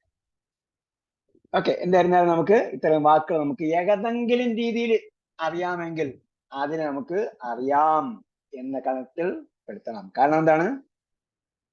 നമ്മള് അറിയുന്നതിനനുസരിച്ച് പ്രവർത്തിച്ചാൽ അറിയാത്തത് അല്ലാഹ് പഠിപ്പിച്ചു തരുന്നുണ്ട്. Focus on the area of control, then the area of concern will be disappeared. Concern ഉള്ള ഒരു ഏരിയ ഉണ്ട്, അതാണ് വലിയ സംഭവം എന്നാണ് നമ്മൾ വിചാരിച്ചിരിക്കുന്നത്. കൺസേൺ ഉള്ള ഏരിയ, കുറേ സംഗതി എനിക്ക് അറിയില്ല എന്ന ധാരണ. പക്ഷേ ഒരു ഡോട്ട് ഉണ്ട് അതിന്റെ മധ്യത്തിൽ, അതെനിക്ക് അറിയുന്നതാണ്. അപ്പോ ആ ചെറിയൊരു ഡോട്ട്, ഒരു ചെറിയൊരു പുള്ളി, ചെറിയൊരു ശകലം മാത്രമേ എനിക്ക് അറിയുള്ളൂ. ആ അറിയുന്നതിൽ ഞാൻ ശ്രദ്ധ കേന്ദ്രീകരിച്ചാൽ അടുത്ത ദിവസം അത് അറിയുന്നതിന്റെ വ്യാപ്തി വർദ്ധിക്കും. അങ്ങനെ കുറേശ്ശെ വർദ്ധിച്ചുകൊണ്ട് എന്ത് ചെയ്യും? പോസിറ്റീവായി ചിന്തിച്ചാൽ, പോസിറ്റീവ് തിങ്കിങ്ങിന്റെ പ്രത്യേകത. അപ്പൊ ആ പോസിറ്റീവ് തിങ്കിങ്ങിന്റെ പ്രത്യേകത വെച്ചുകൊണ്ടാണ് നമ്മൾ ഇത്രയും പഠിപ്പിക്കുന്നത്. പോസിറ്റീവ് തിങ്കിങ്, നമ്മൾ നെഗറ്റീവ് തിങ്കിങ് അല്ല. എനിക്ക് ഇത്ര അറിയാം, എനിക്ക് ഖുർആനാകുന്ന 77,500 വാക്കുകളിൽ എനിക്ക് 5 വാക്കേ അറിയുള്ളൂ എന്ന് വിചാരിച്ചു. 5 വാക്ക് അറിയാൻ ഉണ്ടാവില്ല, കാരണം അള്ളാഹയെ കുറിച്ച് തന്നെ ഒരു 20 പേജ് പറഞ്ഞു. ഈ 5 വാക്കേ അറിയുള്ളൂ എന്ന് വിചാരിച്ചു. നമ്മൾ എന്താ പറയേണ്ടത്? 77,495 വാക്ക് എനിക്ക് അറിയില്ല എന്നാണ് പറയേണ്ടത്? 5 വാക്ക് എനിക്ക് അറിയാവുന്നതാണ് നമ്മൾ പറയേണ്ടത്. 5 വാക്ക് എനിക്ക് അറിയാം, ഖുർആനിലെ 5 വാക്ക് എനിക്കറിയാം. ഇത് നമ്മൾ എന്ത് ചെയ്യണം? നോട്ട്ബുക്കിൽ എഴുതണം. എഴുതുന്ന എങ്ങനെയാണെന്ന് ഞാൻ പറഞ്ഞു. അപ്പൊ ദിക്ർ, സ്മരണ എന്നറിഞ്ഞില്ലെങ്കിലും ദിക്റിനെ കുറിച്ച് നമുക്കൊരു ധാരണയുണ്ട്. ഈ സംഭവം അറിയാമെങ്കിൽ അത് അറിയുന്നതായിട്ട് നമുക്ക് മനസ്സിലാക്കണം. ഇപ്പോൾ ഈ സ്റ്റേജിൽ സ്വലാത്ത്, പ്രാർത്ഥന അറിയാം, നമസ്കാരം, സക്കാത്ത്, സലാം സമാധാനം, ജന്നത്ത് സ്വർഗം, നാറ് നരകം. അതേപോലെ ദീൻ എന്ന് പറഞ്ഞാൽ എല്ലാവർക്കും അറിയാം. ദീൻ എന്ന്, നമ്മുടെ ദീൻ, ഇസ്ലാം ദീൻ, അതിന്റെ അർത്ഥതലങ്ങളിലേക്ക് പോകും. പക്ഷെ നമ്മൾ ഇപ്പോൾ ദീൻ എന്ന് പറഞ്ഞാൽ നമുക്ക് എന്ത് മനസ്സിലാകുന്നു? ഒരു ഐഡിയ നമുക്ക് കിട്ടുന്നുണ്ടല്ലോ. അപ്പൊ നമുക്ക് ഐഡിയ കിട്ടി. ഈമാനിനെ കുറിച്ച് ഈമാൻ ഉണ്ടായിരിക്കണം. ഈമാൻ, വിശ്വാസം. ഇസ്ലാം, ദീൻ ഇസ്ലാമാണ്. ഇസ്ലാം എന്ന് പറഞ്ഞാൽ അതിന്റെ അർത്ഥം ടോട്ടൽ സബ്മിഷൻ എന്ന്, അത് വേറെ കാര്യം. പക്ഷെ നമ്മൾ ഇസ്ലാം എന്ന് കേൾക്കുമ്പോൾ ഇസ്ലാം സംഭവം, നമ്മുടെ ദീനിന്റെ പേരാണ് ഇസ്ലാം. സംഭവം ഒന്നല്ലോ. അപ്പൊ അത്രയും നോളജ്, അറിവ് നമുക്ക് അനുഭവിച്ചു. അതേപോലെ ദുനിയ, നമ്മൾ ദുനിയാവ് എന്ന് പറയും. ഒരു വാ ഇല്ല അറബിയിൽ എഴുതുമ്പോൾ, ദുനിയ എന്ന് മാത്രമേ ഉള്ളൂ. ദുനിയ, അത് പറയാൻ ബുദ്ധിമുട്ടായതുകൊണ്ട് വാ കൂടെ ചേർത്താൽ എനിക്ക് ഒരു പക്ഷേ. അതായത് ദുനിയായിൽ വാ ഇല്ല. ദുനിയാവിനെ കുറിച്ച്, ദുനിയാവിൽ ആരെടുത്ത് പറഞ്ഞാലും ദുനിയാവിനെ അറിയാം. അതേപോലെ ആഖിറത്ത്, ദുനിയ കഴിഞ്ഞ പിന്നെ ആഖിറത്ത്, പരലോകം. ആഖിറത്തിനെ കുറിച്ചും നമുക്കറിയാം, അല്ലെങ്കിൽ അറിയും. ദുനിയാവിനെ കുറിച്ച് ദുനിയാവിൽ തന്നെ അറിയണം. അറിഞ്ഞില്ലെങ്കിൽ ആഖിറത്ത് ചെല്ലുമ്പോഴെങ്കിലും അറിയും. ആഖിറത്ത് ചെല്ലുമ്പോ ദുനിയാവിനെ കുറിച്ച് അറിഞ്ഞിട്ടില്ലെങ്കിൽ അവിടെ ചെല്ലുമ്പോൾ മനസ്സിലാവും ദുനിയാവിനെ കുറിച്ച്. ദുനിയാവ് ആഖിറത്തൊക്കെ മനസ്സിലായി. റഹ്മത്ത്, അള്ളാന്റെ റഹ്മത്ത് എന്ന് നമ്മൾ പറയും, കാരുണ്യം. റഹ്മാൻ, അള്ളാഹ് റഹ്മാനാണ്. റഹീം, അള്ളാഹ് കാരുണ്യവാനാണ്. ഇതൊക്കെ നമുക്ക് അറിയുന്ന വാക്കുകളാണ്. 690 മൊത്തം എണ്ണം ഞാൻ നേരത്തെ പിന്നീട് പറഞ്ഞു. സിറാത്ത്, പണ്ടൊക്കെ ആൾക്കാർ പറയും സിറാത്ത് പാലം കടന്നിട്ടാണ് സ്വർഗത്തിൽ പോകുന്നത് എന്ന് പറഞ്ഞാൽ അവിടെ ഒരു ബ്രോഡ് വേ ഉണ്ട്, ഒരു മഹാപാത ആണ് സിറാത്ത്. ഖുർആൻ ഉദ്ദേശിക്കുന്ന സിറാത്ത് അതാണ്, ബ്രോഡ് വേ, മുഖ്യമായ പാത, അതാണ് സിറാത്ത്. അസാബ് അറിയാം, അസാബ്, ശിക്ഷ. ഹയാത്ത്, എല്ലാവരും ഹയാത്തിലുള്ളവർക്കേ പഠിക്കാൻ പറ്റുള്ളൂ. ഇല്ലെങ്കിൽ എന്താണ്? മൗത്താണ്. ഹയാത്തില്ലെങ്കിൽ മൗത്ത്. മൗത്തായാൽ പിന്നെ മൗത്തായ ആളെ എന്ത് ചെയ്യും? ആളെ മയ്യിത്തായെന്ന് പറയും. മൗത്ത് മരണം, മയ്യിത്ത് മൃതദേഹം. അതേപോലെ ഹക്ക്, നേരത്തെ നമ്മൾ പറഞ്ഞു, ഹക്ക് എന്ന് പറയുന്ന അവകാശം, സത്യം, ന്യായം എന്നൊക്കെ അർത്ഥമുണ്ട്. ഒന്നുമില്ലെങ്കിൽ ഹക്ക് എന്ന് പറയുമ്പോൾ സത്യം എന്നൊരു അർത്ഥം നമുക്ക് കിട്ടിയെന്ന് വിചാരിച്ചു. നമുക്ക് വാക്ക് അറിയാമെന്ന് വിചാരിച്ചു. അതുപോലെ വലിയ എന്ന് പറയും, ആൾ അള്ളാന്റെ വലിയാണെന്ന് പറയും. സത്യവിശ്വാസികളൊക്കെയും അള്ളാന്റെ വലിയാണ്. സത്യവിശ്വാസികളുടെ വലിയ അള്ളയാണ്. അള്ളാഹു വലിയുല്ലദീന ആമനു, രക്ഷകർത്താവ്, വലിയ ആത്മമിത്രം. അതേപോലെ മലക്കിനെ നമുക്കറിയാം. ശൈത്താൻ, പിശാച് അറിയാം. മലക്കിനെ അറിയാം, പിശാചിനെ അറിയാം.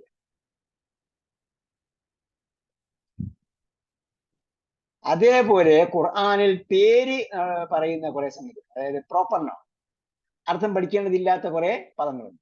അർത്ഥം പഠിക്കേണ്ടതില്ലാത്ത പദം, അർത്ഥം പഠിക്കേണ്ടതില്ലാത്ത പദങ്ങളിൽ 25 എന്താണ് നബിമാരെ കുറിച്ചാണ്. നബിമാരെ കുറിച്ച് 513 പ്രാവശ്യം നബിമാരെ കുറിച്ച് ഖുർആനിൽ 4 പേജോളം റിപ്പീറ്റ് ചെയ്യും.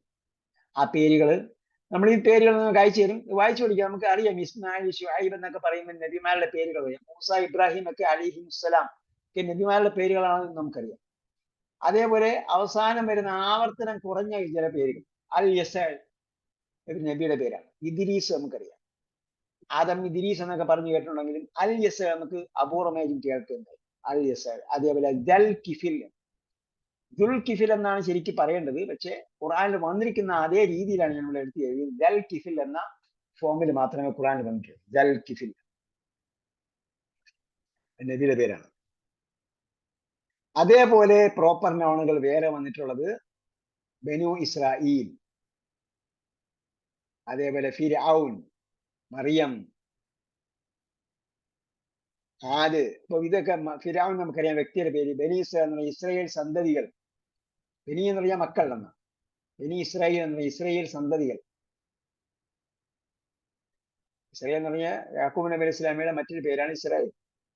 ഇസ്രായേൽ മക്കൾ എന്ന് പറഞ്ഞാൽ യാക്കൂബ് നബി സ്വലാം സന്താന പരമ്പരയ്ക്ക് പറയുന്ന പേരാണ്. അതേപോലെ മറിയം അലൈഹിസ്സലാം, ആദ് ഗോത്രം, സമൂദ് ഗോത്രം. ആദ്യം സമൂദ് എന്താ ഗോത്രങ്ങളുടെ പേരാണ്. ഇബ്ലീസിനെ കുറിച്ച് നമ്മൾ പറഞ്ഞതിന്റെ കാര്യമുണ്ട്. ഇബ്ലീസിനെ കുറിച്ച് ഒരുപാട് ഖുർആൻ ക്ലാസ്സിൽ പറയാതിരിക്കുന്നതാണ്. തൂർ നമുക്കറിയാം, തൂർ മല. മദിയൻ എന്ന് പറയുന്ന ഒരു പ്രദേശമാണ്, സ്ഥലത്തിന്റെ പേരാണ്. യഹൂദ് നമുക്കറിയാം, യഹൂദന്മാർ. ഹാമാൻ ഫിറൗന്റെ പ്രധാനമന്ത്രി.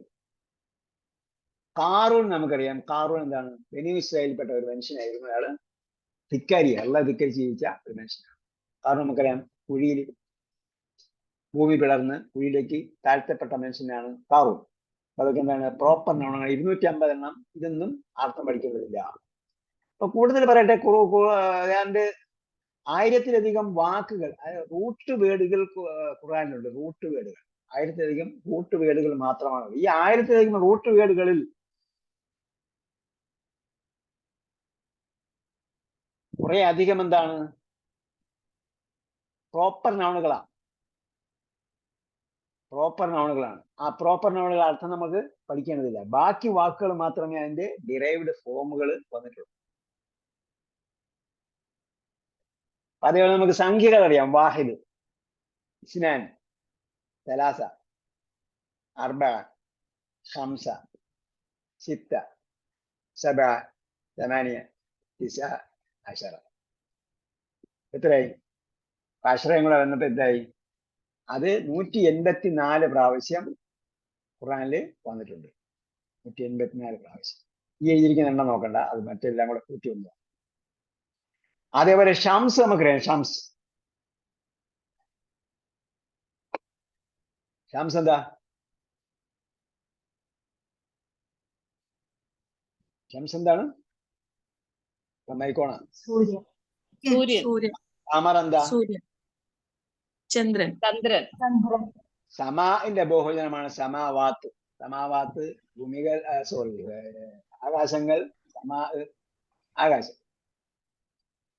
ആറുള്ള ഭൂമി. അപ്പൊ ലൈല് രാത്രി, നഹാറ് പകല്. ഇതെല്ലാം കൂടെ എന്തായി? 977 പ്രാവശ്യം. അതേപോലെ നമ്മൾ ലാ ഇലാഹ ഇല്ലല്ലാഹ്. ലാ ഇലാഹ ഇല്ലല്ലാഹുടെ അർത്ഥം എന്താ? ലാ ഇലാഹ ഇല്ലല്ലാഹുടെ അർത്ഥം എന്താ? ഇലാഹില്ല. അപ്പോ ഇല്ല എന്ന് പറയുന്ന വാക്യേതാ? ഇല്ല. ഒഴികെ എന്ന് പറയുന്ന വാക്യേതാ? ഇല്ല. ഇല്ല എന്ന് പറയുന്നതാണ് ഒഴികെ. ലാ ഇലാഹ ഇല്ലല്ലാഹ്. അപ്പൊ ലാ 1800 പ്രാവശ്യം വന്നിട്ടുണ്ട്. ഇല്ല 661 പ്രാവശ്യം. ഇത് രണ്ടും കൂടെ ഖുർആനിൽ 17 പേജ്, അതായത് ഒരു ജിസോളം റിപ്പീറ്റ് ചെയ്തിട്ടുണ്ട്. 17 പേജ്, 3 പേജും കൂടെ കിട്ടിയാൽ ഇതായി.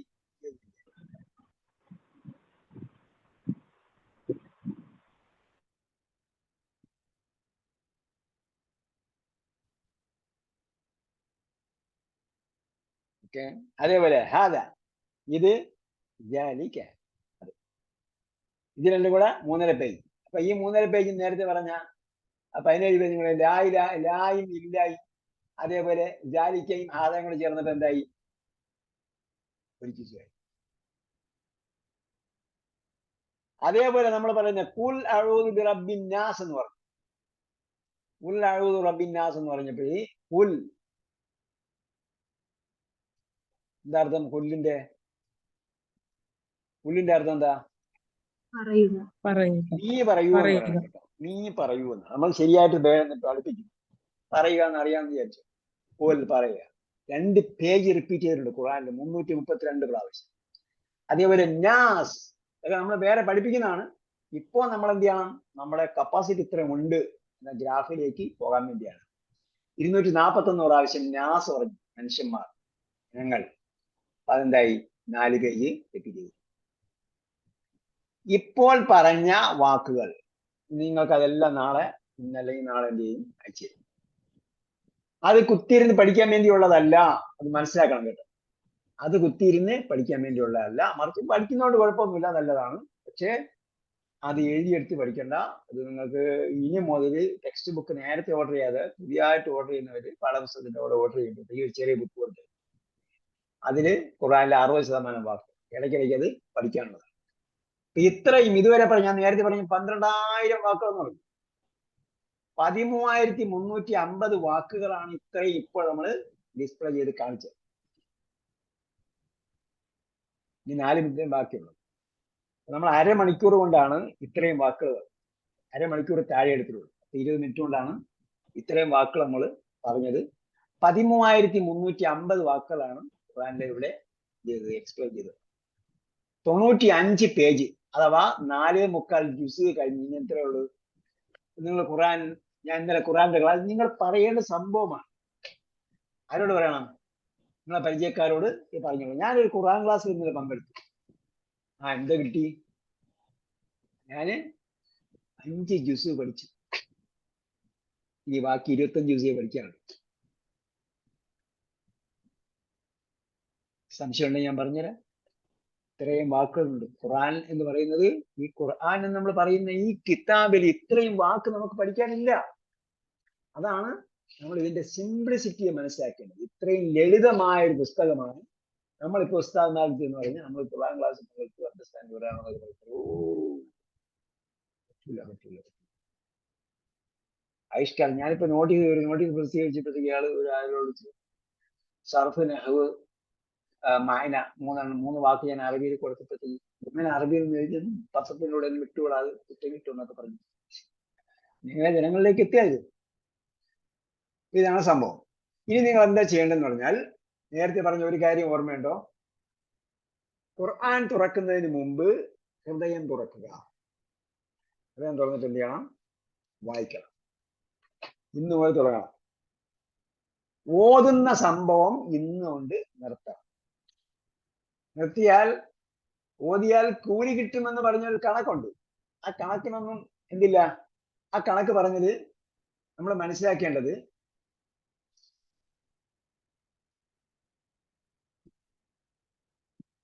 ലോഹറിന്റെ സമയം ഏത് മുതൽ ഏത് വരെയാണ്? ലോഹർ നമസ്കാരത്തിന്റെ സമയം മൈക്കോളാ പറഞ്ഞോളൂ. വാങ്ക് കേട്ട് മുതൽ ലോഹർ വാങ്ക് കേട്ട് മുതൽ എന്ന് വിചാരിച്ചോളൂ. വേറെ കണക്കൊക്കെ ഉണ്ട്, അത് വരെ. ലോഹർ വാങ്ക് കേട്ട് മുതൽ എപ്പോഴും വരെ നിസ്കരിക്കാം? ലോഹർ നമസ്കാരം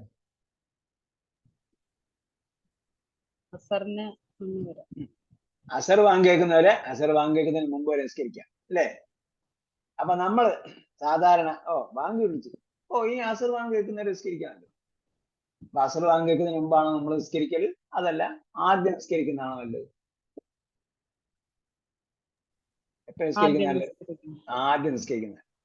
അപ്പൊ അസർ വാങ്കിന് മുമ്പ് നിസ്കരിച്ചു. അപ്പൊ നമ്മൾ എന്താ പറയാ? നമ്മളെ മക്കളൊക്കെ അസർ വാങ്കിന് മുമ്പ് നിസ്കരിച്ചാൽ നമ്മൾ എന്ത് പറയും? നിസ്കരിക്കുന്നവരാ, അല്ലേ? അപ്പൊ അസർ വാങ്ങിന് മുമ്പ് നിസ്കരിച്ചാൽ അവൻ എത്ര കൂലി കിട്ടും? ഒരു നന്മ ചെയ്താൽ എത്ര കൂലി കിട്ടും? തിന്മ ചെയ്തില്ലല്ലോ, കഥ ആയില്ലല്ലോ, എത്ര കൂലി കിട്ടും? ഒന്നിന് 10 കൂലി കിട്ടുമോ? കിട്ടുമോ ഇല്ലേ? 10 ഇരട്ടി. അപ്പൊ അതേപോലെയാണ് ഓതുന്നവന് ഒരക്ഷരത്തിന് 10 അക്ഷരം ഓതിയാ കൂലി കിട്ടും എന്ന് പറയുന്നത്. അതല്ലാതെ എന്ത് ചെയ്യണം? ആശയം മനസ്സിലാക്കി വായിക്കുന്നതിന് 11 മുതൽ 700 അതിനപ്പുറവും ഇരട്ടി പ്രതിഫലം കിട്ടും.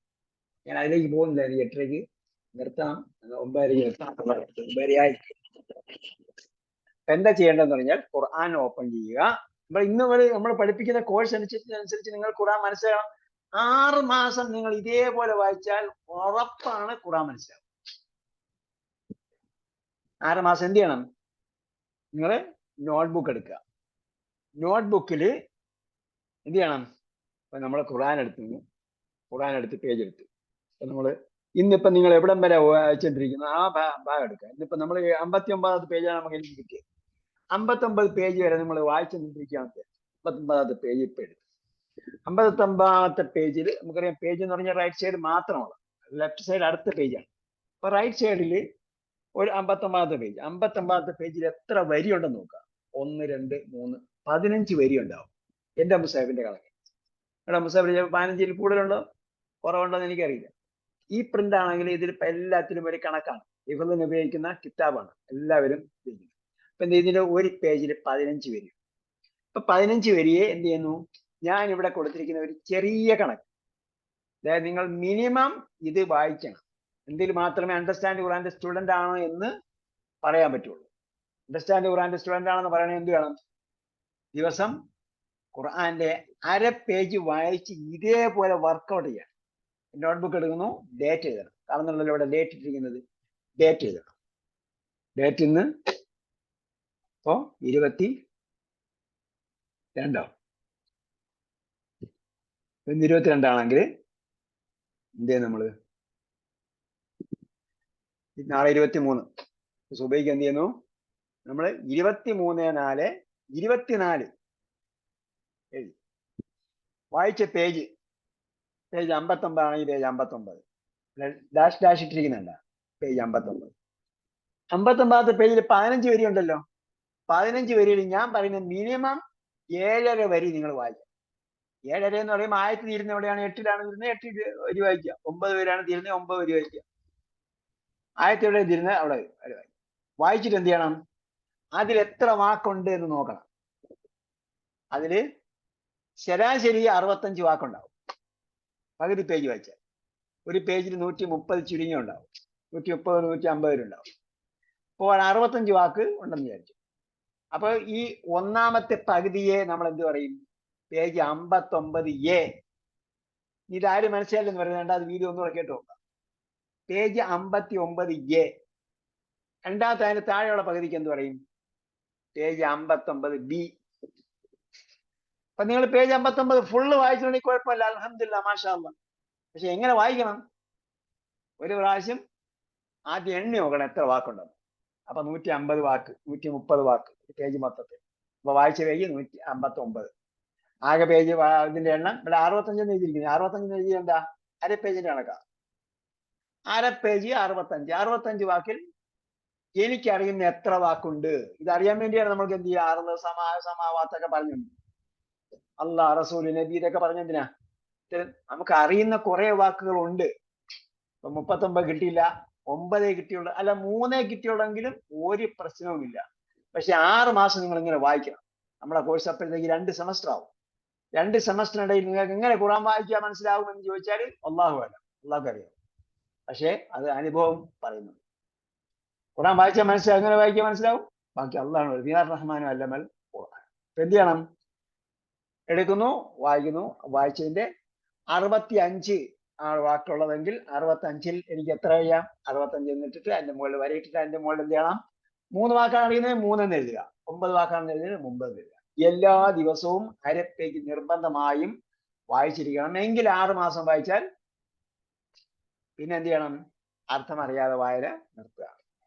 ഇപ്പൊ ഖുർആന് വേണ്ടി നിങ്ങൾ ഡെയിലി അരമണിക്കൂറാണ് ചിലവഴിക്കുന്നതെങ്കിൽ ആ സമയം ഇതിനു വേണ്ടി ചിലവഴിക്കാവൂ.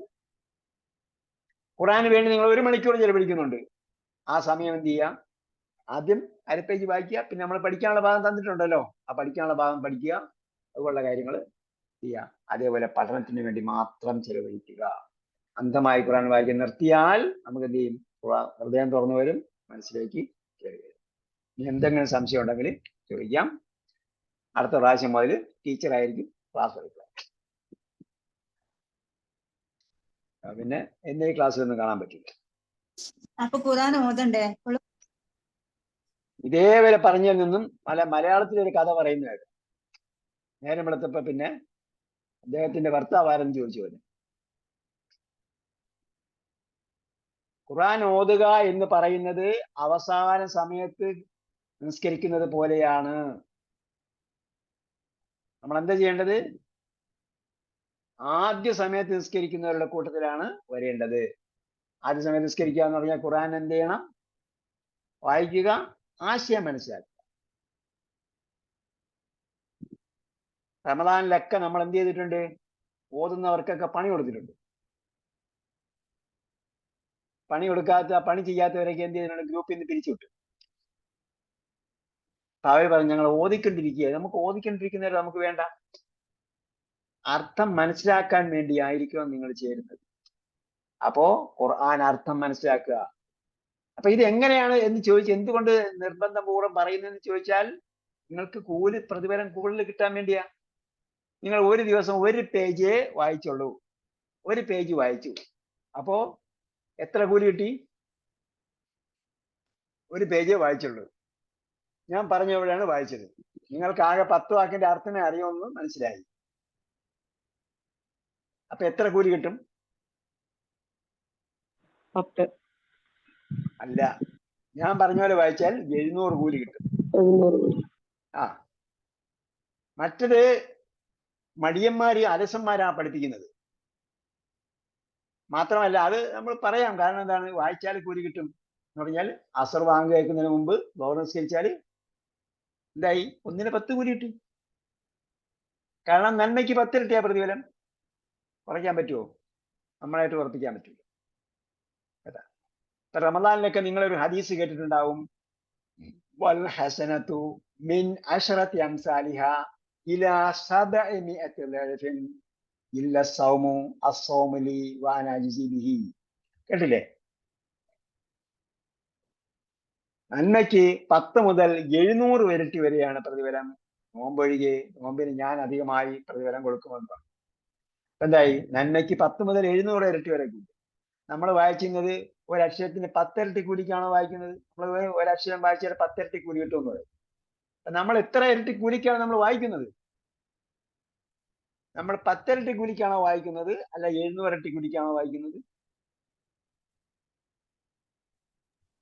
എത്ര ഇരട്ടി കൂലിക്ക് നമ്മൾ വായിക്കും? 700 ഇരട്ടി കൂലിക്കാണ് വായിക്കുന്നതെങ്കിൽ ഇപ്പോൾ നമുക്ക് ഖുർആൻ വായിച്ചാൽ മനസ്സിലാവുന്നില്ല. അതാണ് പ്രശ്നം. പക്ഷെ മനസ്സിലാകാതെ തന്നെ വായിച്ചുകൊണ്ടിരുന്നാൽ എന്ന് മനസ്സിലാകും? മനസ്സിലാകാതെ വായിക്കുക എന്ന് പറയുന്നത് ഖുർആനോട് ചെയ്യുന്ന ഏറ്റവും വലിയ ഒരു നന്ദികേടാണ്, അവഹേളനമാണ്. അതിനാണ് ഞാൻ ഇത്രയും പറഞ്ഞത്. നേരത്തെ ഇത്രയും പറഞ്ഞുകൊണ്ടിരുന്നത് അതിനെക്കുറിച്ചാണ്. നമ്മൾ വായിക്കുക, നമുക്കറിയാം. നാർ നരകത്തെ കുറിച്ചാണ് പറഞ്ഞത്. ജന്നത്ത് സ്വർഗത്തെ കുറിച്ചാണ് പറഞ്ഞത്. ജഹന്നം നരകത്തിന്റെ മറ്റൊരു പേരാണ്. ജഹീം മറ്റൊരു പേരാണ്. അതേപോലെ അറിയുന്ന കുറെ വാക്കുകളുണ്ട് നമുക്ക് കേട്ടോ. അറിയുന്ന വാക്കുകൾ ചെയ്യുക. അങ്ങനെ അറിയുന്നതിനനുസരിച്ച് പ്രവർത്തിച്ചാൽ എന്താവും? ഈ സൂറത്ത് ഫാത്തിഹയെ കുറിച്ച് പിന്നെ പറയുന്നുണ്ട്. ഞാൻ സമയം തീർന്നോടെ നിർത്തിയെന്നേ ഉള്ളൂ. നമുക്കറിയുന്ന വേറെയും കുറെ വാക്കുകളുണ്ട്. ഗൾഫിലൊക്കെ പോയിട്ടുള്ളവരൊക്കെ പറയുന്ന വാക്കുകളുണ്ട്.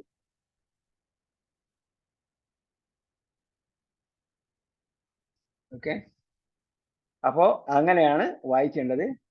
മാത്രമല്ല ഖുർആനിൽ അല്ലാഹ് പറഞ്ഞിരിക്കുന്നത് എന്താണ്? വല്ലദീന യുൻഫിഖൂന അംവാലഹും ഫീ സബീലില്ലാഹി കമസലി ഹബ്ബത്തിൻ.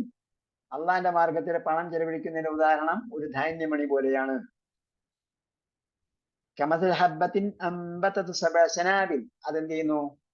അത് 7 കതിരുകൾ ഉൽപ്പാദിപ്പിച്ചു. ഫീ കുല്ലി സുംബുലത്തിൻ മിഅത ഹബ്ബത്തിൻ. ഓരോ കതിരിലും 100 ധാന്യമണികളുണ്ട്. അപ്പൊ എത്രയായി?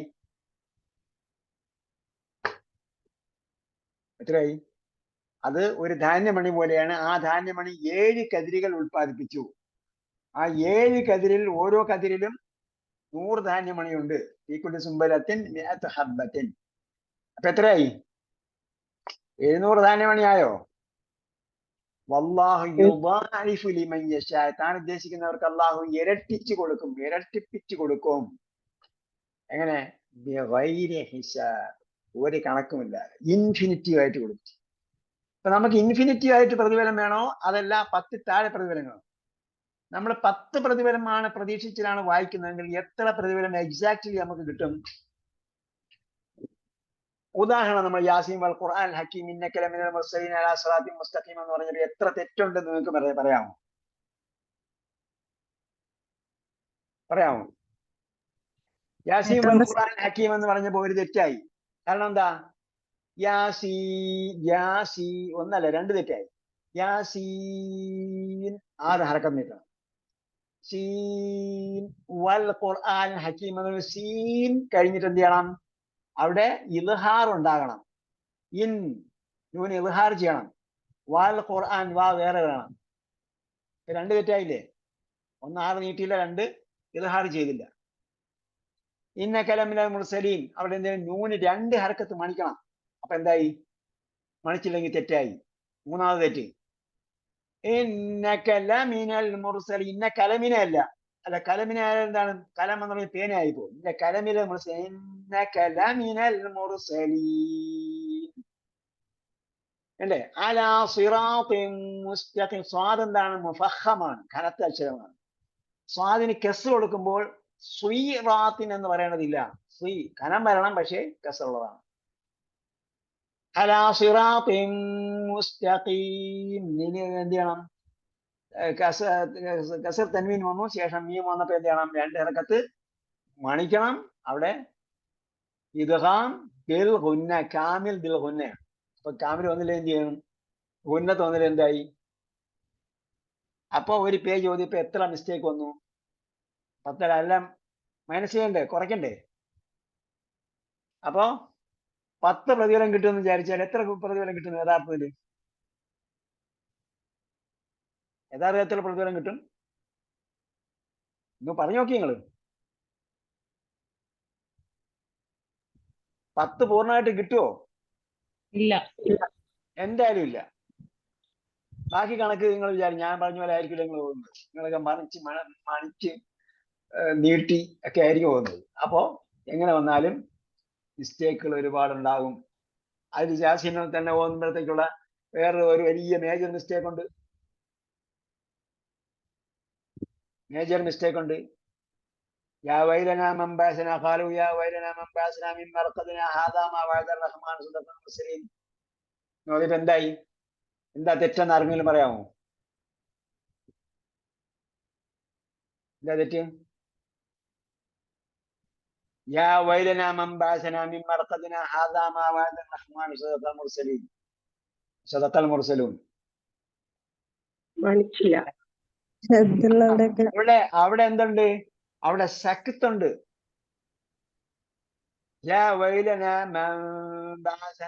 മീമ് മറച്ചു മണിക്കണം. മറച്ചു മണിക്കാറ് എത്ര മലയാളികൾ ഓതിയാലും മറച്ചു മണിക്കൽ വരാറില്ല. എല്ലാം എന്താണ്?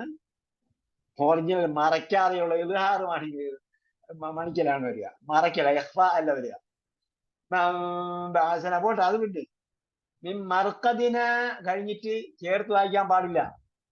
അവിടെ സക്കത്താണ്. നിങ്ങൾ മുസാഫ് എടുത്ത് നോക്കാം, അവിടെ സീലിട്ടിട്ടുണ്ട്. എന്താ ചേർത്ത് പോയി? എന്തായി? മർക്കദിന, ഞങ്ങളുടെ സുഖസുഷുപ്തിയിൽ നിന്നും ഞങ്ങളെ എഴുന്നേൽപ്പിച്ചവൻ ആരാണ് എന്നാണ്. സുഖമായ ഞങ്ങളെ ഉറക്കത്തിൽ നിന്നും ഞങ്ങളെ എഴുന്നേൽപ്പിച്ചവൻ ആരാണ് എന്നതാണ് ചോദ്യം. പിന്നെന്താണ്? അവിടെ സക്കത്തുണ്ട്. കഴിഞ്ഞിട്ടാണെന്ത്? ഹാദാമാവായത് റഹ്മാൻ എന്ന് ഓതേണ്ടത്. അല്ലെങ്കിൽ എന്ത് പറ്റും? ബാസനാമി മറക്കദിന ഹാദാന്നായി പോയി. മറക്കദിന ഹാദ എന്ന് പറഞ്ഞാൽ ഞങ്ങളുടെ ഈ സുഖസുഷുപ്തിയിൽ നിന്നും, സുഖമായി ഉറങ്ങുന്ന ഈ അവസ്ഥയിൽ നിന്നും എന്നായിപ്പോയി. അങ്ങനെ വരാതിരിക്കുന്നതിന് വേണ്ടിയിട്ട് സക്കത്തിട്ടു. എന്തായി? അവിടെ ഒരു മിസ്റ്റേക്ക് അല്ല കുറയ്ക്കുക, വലിയ മിസ്റ്റേക്കായി. അടുത്ത ഈ ക്ലോസിംഗ് ആയത്തിൽ എടുത്ത് നോക്കുക. അവിടെ സക്കത്തുള്ള ഒരു ഭാഗമുണ്ട്. അവസാനത്തെ പേജില്. അപ്പോ ഇങ്ങനെയുള്ള മിസ്റ്റേക്ക് വരാതിരിക്കുന്നതിനും നമ്മൾ 700 ഇരട്ടി പ്രതിഫലത്തിനാണ് ഓതുന്നത് വിചാരിക്കുക. 700 ഇരട്ടി പ്രതിഫലത്തിന് വേണ്ടിയാണ് ഓതുന്നത്. അങ്ങനെയാണെങ്കിൽ എത്ര കൂലി കിട്ടും? 700 എന്തായാലും കിട്ടൂല എന്ന് വെച്ചോ. പകുതി കിട്ടുമോ? 4 കിട്ടുമോ? 10 കിട്ടും. എങ്ങനെ? 10 കിട്ടുമെന്ന്. 10 എന്തായാലും കിട്ടും. അപ്പൊ നിങ്ങൾ ചെയ്യേണ്ടത് ഇതാണ്. അതാണ് ഖുർആൻ വായന. ഖുർആൻ ഓത്തെന്ന് നമ്മൾ അണ്ടർസ്റ്റാൻഡ് ഖുർആൻ വന്നതിന് ശേഷം മതിയാക്കിയ ഓത്തെന്നുള്ള വാക്ക്. കാരണം ഓതൽ എന്താണ്? ഏതോ സംഭവത്തിന് വേണ്ടിയുള്ളതാണ്. ആർക്ക് വേണ്ടി ഓതി? എല്ലാം പേജ് തീർത്തു. അപ്പൊ ഇങ്ങനെ ഒരു പേജ് വായിച്ചാൽ എത്ര പേജ് വായിച്ച കൂലി കിട്ടി? ഖുർആൻ മൊത്തം വായിച്ച കൂലി കിട്ടി. കാരണം 1-ന് 700 ബാക്കി കുറച്ചാൽ 604 എന്തായാലും കിട്ടി. നമ്മൾ ഇങ്ങനെ വായിക്കണമെങ്കിൽ ഒരു പേജ് എണ്ണി വായിക്കണമെങ്കിൽ എത്ര പ്രാവശ്യം നമ്മൾ വായിക്കും? ഒരു പ്രാവശ്യം നമ്മൾ എണ്ണം നോക്കും. 150 ഉണ്ടോ 130 ഉണ്ടോ വാക്കെന്നുള്ള എണ്ണി നോക്കി. രണ്ടാമത് അതിന്റെ പകുതി എടുത്തു, അല്ലെങ്കിൽ പകുതി എടുത്തില്ലെങ്കിലും രണ്ടാമത് വീണ്ടും നമുക്ക് ഈ അറിയുന്ന വാക്ക് എത്ര ഉണ്ടെന്ന് നോക്കി. അപ്പൊ ഒരു പ്രാവശ്യം എണ്ണി, ഒരു പ്രാവശ്യം അറിയുന്ന വാക്ക് എത്ര എന്ന് നോക്കി, ഒരു പ്രാവശ്യം വായിച്ചു. 3 വായന എന്തായാലും നടക്കും. 3 വായന എന്തായാലും. മൊത്തമായിട്ട് വായിക്കുന്നില്ല, എണ്ണം നമ്മൾ വാക്കുകൾ നോക്കിപ്പോയില്ലേ? വാക്കുകൾ നോക്കിപ്പോയാലും കൂലി കിട്ടിയില്ലേ? നീയത്തനുസരിച്ചാണ്. അപ്പൊ ഇനി നമ്മുടെ കോഴ്സിനെ കുറിച്ചോ അതിനെ കുറിച്ച് എന്തെങ്കിലും സംശയം ഉണ്ടെങ്കിൽ ഇനി നമ്മൾ പരീക്ഷയ്ക്കും പിന്നെ ടെർമിനൽ എക്സാമിനേഷൻ, അസൈൻമെന്റ്, ഇങ്ങനെ കുറെ സംഭവങ്ങളുണ്ട്. ഇതൊക്കെ എഴുതിയാൽ മാത്രമേ പണി കിട്ടുള്ളൂ, അല്ലെങ്കിൽ എന്ത് പ്രതിഫലം കിട്ടുമല്ല, റിസൾട്ട് ഉണ്ടാവുള്ളൂ. ഒരു മാസത്തിനിടയ്ക്ക് 3 ടെസ്റ്റ് തരും. 3 ടെസ്റ്റ്, 2 പ്രാവശ്യം അസൈൻമെന്റ് തരും, 1 പ്രാവശ്യം ടെർമിനൽ എക്സാം വരും.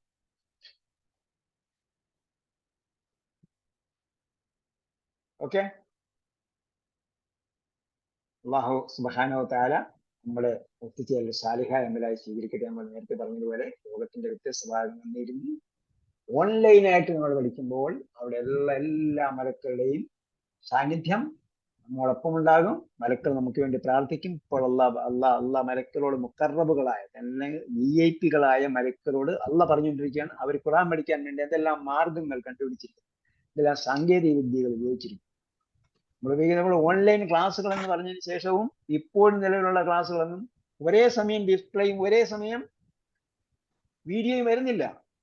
അതുപോലും ലൈവ് ക്ലാസ്സുകൾ വരുന്നില്ല. വീഡിയോ അപ്ലോഡ് ചെയ്തിട്ട് ഇതാണ് ലൈവ് ക്ലാസ് എന്ന് പറയുന്നുണ്ട്. ഇതൊന്നുമല്ല ലൈവ് ക്ലാസ്. അത്രയും സാങ്കേതിക വിദ്യകൾ ഉപയോഗിക്കുന്ന, അത്രയും വിദ്യകൾ ഉപയോഗിച്ചു കൊണ്ടുള്ള സംവിധാനം അത്രയും ആകുമ്പോഴേക്കും അള്ളാന്റെ അനുഗ്രഹം, അതൊക്കെയുള്ള സാന്നിധ്യം ഈ എല്ലാ ക്ലാസ്സുകളും ലൈവായിട്ട് തന്നെ അറ്റൻഡ് ചെയ്യാൻ പറ്റും. ഇൻ കേസ് നമുക്ക് എന്തെങ്കിലും അസൗകര്യം ഉണ്ടായാൽ അതിന്റെ റെക്കോർഡിങ് ഇൻഷാ അള്ളാഹ് കിട്ടും. അള്ളാഹു അങ്ങനെ പ്രതിഫലം ലഭിക്കുന്നവരുടെ കൂട്ടത്തിൽ, ഖുർആൻ ആശയം മനസ്സിലാക്കി വായിക്കുന്നവരുടെ കൂട്ടത്തിൽ നമ്മളെ ഉൾപ്പെടുത്തട്ടെ. ആ ഓത്ത് നിങ്ങൾ നിർത്തിയിട്ട് വായന തുടങ്ങിയാൽ മാത്രമേ 6 മാസത്തിനുള്ളിൽ ആശയം മനസ്സിലാവുള്ളൂ. അല്ലെങ്കിൽ എന്താവും? അത് നീണ്ട് ഏതുപോലെ എന്ന് ചോദിച്ചാൽ, ഡോക്ടർ ടാബ്ലറ്റ് കഴിക്കാൻ പറയും. ടാബ്ലറ്റ് കഴിക്കണം വേണ്ടെന്നുള്ള വേറെ കാര്യം. ഞാൻ 2019 24 വർഷമായി, 5 വർഷമായിട്ട് ഒരു മരുന്ന് കഴിച്ചിട്ടില്ല. സർജറിയും മറ്റും മറുത്തതൊക്കെ കഴിഞ്ഞിട്ടാണ്. എന്തായിരുന്നാലും മരുന്നുകൾ നിർത്തുന്നത് അത് വേറെ കാര്യം. ഇപ്പൊ ടാബ്ലറ്റ് കഴിക്കുന്ന ഒരാളാണെന്ന് വിചാരിച്ചു. ടാബ്ലറ്റ് കഴിക്കുന്ന ആളാണെങ്കിൽ 3 നേരം കഴിക്കാൻ പറയും. 3 നേരം കഴിച്ചില്ലെങ്കിൽ 3 നേരം കഴിച്ചാലേ രോഗം മാറുള്ളൂ. അല്ലെങ്കിൽ 7 ദിവസം തുടർച്ചയായിട്ട് കഴിക്കണമെന്ന് പറയും. തുടർച്ചയായിട്ട് 7 ദിവസം കഴിച്ചെങ്കിൽ മാത്രമേ അസുഖം മാറുള്ളൂ. ഇല്ലെങ്കിൽ എന്ത് ചെയ്യും? ഡോക്ടറിന്റെ അടുത്തേലും വീണ്ടും 1 ഡോസും കൂടെ കഴിക്കാൻ പറയും. 4 ദിവസം കൂടെ കഴിക്കാൻ പറയും. അപ്പൊ എന്തായി? 6 മാസം കൊണ്ട് ഖുർആൻ വായിച്ചാൽ മനസ്സിലാകും നമ്മൾ പറഞ്ഞ്. പിന്നെ എന്തായി? 1 വർഷമായി. പിന്നെ എന്തായി? നീണ്ടുപോയി അവസാനം നീണ്ടുപോകും. നീട്ടിക്കൊണ്ട് പോകുന്നതെല്ലാം ഇബ്ലീസാണ്. ഖുർആൻ മനസ്സിലാക്കുന്നതിൽ നിന്നും നമ്മളെ തടയുന്ന സുഹൃത്തോ വ്യക്തിയോ നമ്മുടെ സാങ്കേതിക വിദ്യയോ നമ്മുടെ രക്ഷകർത്താക്കളോ നമ്മുടെ ജീവിത പങ്കാളികളോ ആരാണെങ്കിലും അവിടെ എല്ലാം പ്രോബ്ലംസ് ആണ്. ചിന്തിച്ചു നോക്കുക. അതിനൊക്കെ നമ്മൾ മുക്തമായി ഖുർആൻ പഠിക്കാൻ വേണ്ടി നമ്മൾ ഡെഡിക്കേറ്റ് ചെയ്ത, നമ്മൾ ഒരു ഡെഡിക്കേറ്റഡ് നോട്ട്ബുക്ക് ഉണ്ടാകണം. അതേപോലെ സമയം നിശ്ചയിക്കണം. ഗോൾ സെറ്റ് ചെയ്യണം. അത് പറയാൻ നേരത്തെ വിട്ടുപോയതാണ്. ഗോൾ സെറ്റ് ചെയ്യും. ഞാൻ 2.5 വർഷത്തെ കോഴ്സ് പൂർത്തീകരിക്കും എന്ന് ഇപ്പോഴും നിങ്ങൾ എഴുതി വെക്കണം. ഞാൻ 2.5 വർഷത്തെ കോഴ്സ് പൂർത്തീകരിക്കും. ഗോൾ സെറ്റ് ചെയ്യണം. മൈൻഡിലെങ്കിലും സെറ്റ് ചെയ്തോ? ഇവിടെ ഇരിക്കുന്ന എല്ലാവരും മൈൻഡിലെങ്കിലും സെറ്റ് ചെയ്യാത്തവരാരെങ്കിലും ഉണ്ടെങ്കിൽ മൈൻഡിൽ സെറ്റ് ചെയ്യണം. എങ്കിൽ എന്താവുള്ളൂ? ഖുർആൻ പഠനം ലക്ഷ്യത്തിൽ എത്തുകയുള്ളൂ. ഇതാര് പറഞ്ഞാണ്? ആര് പറഞ്ഞ? നബി സല്ലല്ലാഹു അലൈഹി വസല്ലം പഠിപ്പിച്ചതാണ്. എന്ത് പഠിപ്പിച്ചു? ഇന്നമൽ അഅ്മാലു ബിന്നിയ്യാത്ത്, നിയ്യത്ത് അനുസരിച്ചാണ് എന്ന് പറഞ്ഞു. അതുകൊണ്ടാണ് നമ്മൾ നിസ്കരിക്കാൻ നേരത്ത് നിയ്യത്ത് വേണം, നോമ്പ് പിടിക്കാൻ നേരത്ത് നിയ്യത്ത് വേണം, അതേപോലെ ഹജ്ജ് ചെയ്യാൻ നേരത്ത് ഇഹ്റാമാണ് അതിന്റെ നിയ്യത്ത്. അതേപോലെ ഏതൊരു ആരാധനയ്ക്കും നിയ്യത്ത് വേണം, ഒതു കൊടുക്കാൻ നേരത്ത് നിയ്യത്ത് വേണം, ഏതൊരു ആരാധനയ്ക്കും നിയ്യത്ത് വേണം എന്ന് പറഞ്ഞത് എന്താ പഠിപ്പിച്ചത്? ഗോൾ സെറ്റ് ചെയ്തു. എന്തിനു വേണ്ടിയാണ് നമ്മൾ കൈകെട്ടിയത്? നിസ്കാരം 4 റക്അത്താണോ 2 റക്അത്താണോ 3 റക്അത്താണോ എന്നൊക്കെ നിയ്യത്ത് ചെയ്തിട്ടല്ലേ നമ്മൾ കൈകെട്ടുന്നത്. അതേപോലെ ഇത് 2.5 വർഷത്തെ കോഴ്സാണോ? 3 മാസം കൊണ്ട് തീരുമോ? ഒന്നാമത്തെ സെമസ്റ്ററിൽ നമ്മൾ 1000 രൂപ അടച്ചത് അതുവരെയാണോ? അല്ല, നമ്മൾ 3 മാസം കൊണ്ട് ഡീറ്റെയിൽസിലെല്ലാം തന്നിട്ടുണ്ട്. ഒന്നാമത്തെ സെമസ്റ്ററിൽ 3 മാസത്തേക്കാണ് നമ്മൾ ഫീസ് വാങ്ങിയിരിക്കുന്നത്. കോഴ്സ് എത്ര നാളത്തേക്കാണ്? 2.5 വർഷത്തെ കോഴ്സാണ്. അത് സ്കൂളിൽ സെറ്റ് ചെയ്യുക. 2.5 വർഷം ഞാൻ പഠിക്കും. നിങ്ങൾ നോട്ട്ബുക്ക് ഒരു 10, 300, 400 നല്ല മനോഹരമായ വിലപിടിപ്പുള്ള നല്ല ക്വാളിറ്റിയുള്ള സാധനത്തിൽ വാങ്ങി അതിൽ ആദ്യം എഴുതി വെക്കണം, ഞാൻ അണ്ടർസ്റ്റാൻഡ് ഖുർആന്റെ ക്ലാസ്സിൽ ചേർന്നു, അത് ഖുർആൻ വായിച്ച് മനസ്സിലാക്കുന്നവരെ ഞാൻ പഠനത്തിൽ നിന്നും പിന്മാറുകയില്ല. ഇതിന്റെ ആദ്യത്തെ ഡിപ്ലോമ കോഴ്സ് 2.5 വർഷത്തേതാണ്. അത് കഴിഞ്ഞിട്ട് പിന്നെ തീർന്നെന്ന് പറയുന്നില്ല. ആദ്യത്തെ 2.5 വർഷത്തെ കോഴ്സ് ഞാൻ പൂർത്തീകരിക്കും. ഖുർആൻ വായിച്ച് മനസ്സിലാക്കുന്നത് വരെ ഞാൻ ഈ ഉദ്യമത്തിൽ നിന്നും പിന്മാറുന്നതല്ല. അതുപോലെ ഗോൾ അവിടെ എഴുതി വെക്കണം. ചില ആൾക്കാർ പറയണോ നിയ്യത്ത് പറയണം, ചിലർ പറയും മനസ്സിൽ കരുതിയാൽ മതി എന്ന് പറയും. നമ്മൾ പറയുന്നത് എന്തായെന്ന്, മനസ്സിൽ കരുതിയാലും പോരാ, പറഞ്ഞാലും പോരാ, പിന്നെ എന്ത് ചെയ്യണം? എഴുതി വെച്ചെങ്കിൽ മാത്രമേ വരുള്ളൂ. അതാണ് ഗോൾ സെറ്റ് ചെയ്ത് നിങ്ങൾ എഴുതി വെക്കുന്നില്ലെങ്കിൽ അത് വെള്ളത്തിൽ വരച്ച വര പോലെയാണ്. അല്ലാഹു സുബ്ഹാനഹു വ തആല നമുക്ക് തൗഫീഖ് നൽകട്ടെ. ربنا آتنا في الدنيا حسنة وفي الآخرة حسنة وقنا عذاب النار برحمتك يا أرحم الراحمين. صلى الله تعالى وسلم على خير خلق محمد وعلى آله وصحبه أجمعين والحمد لله رب العالمين. إلى اللقاء بإذن الله والسلام عليكم ورحمة الله.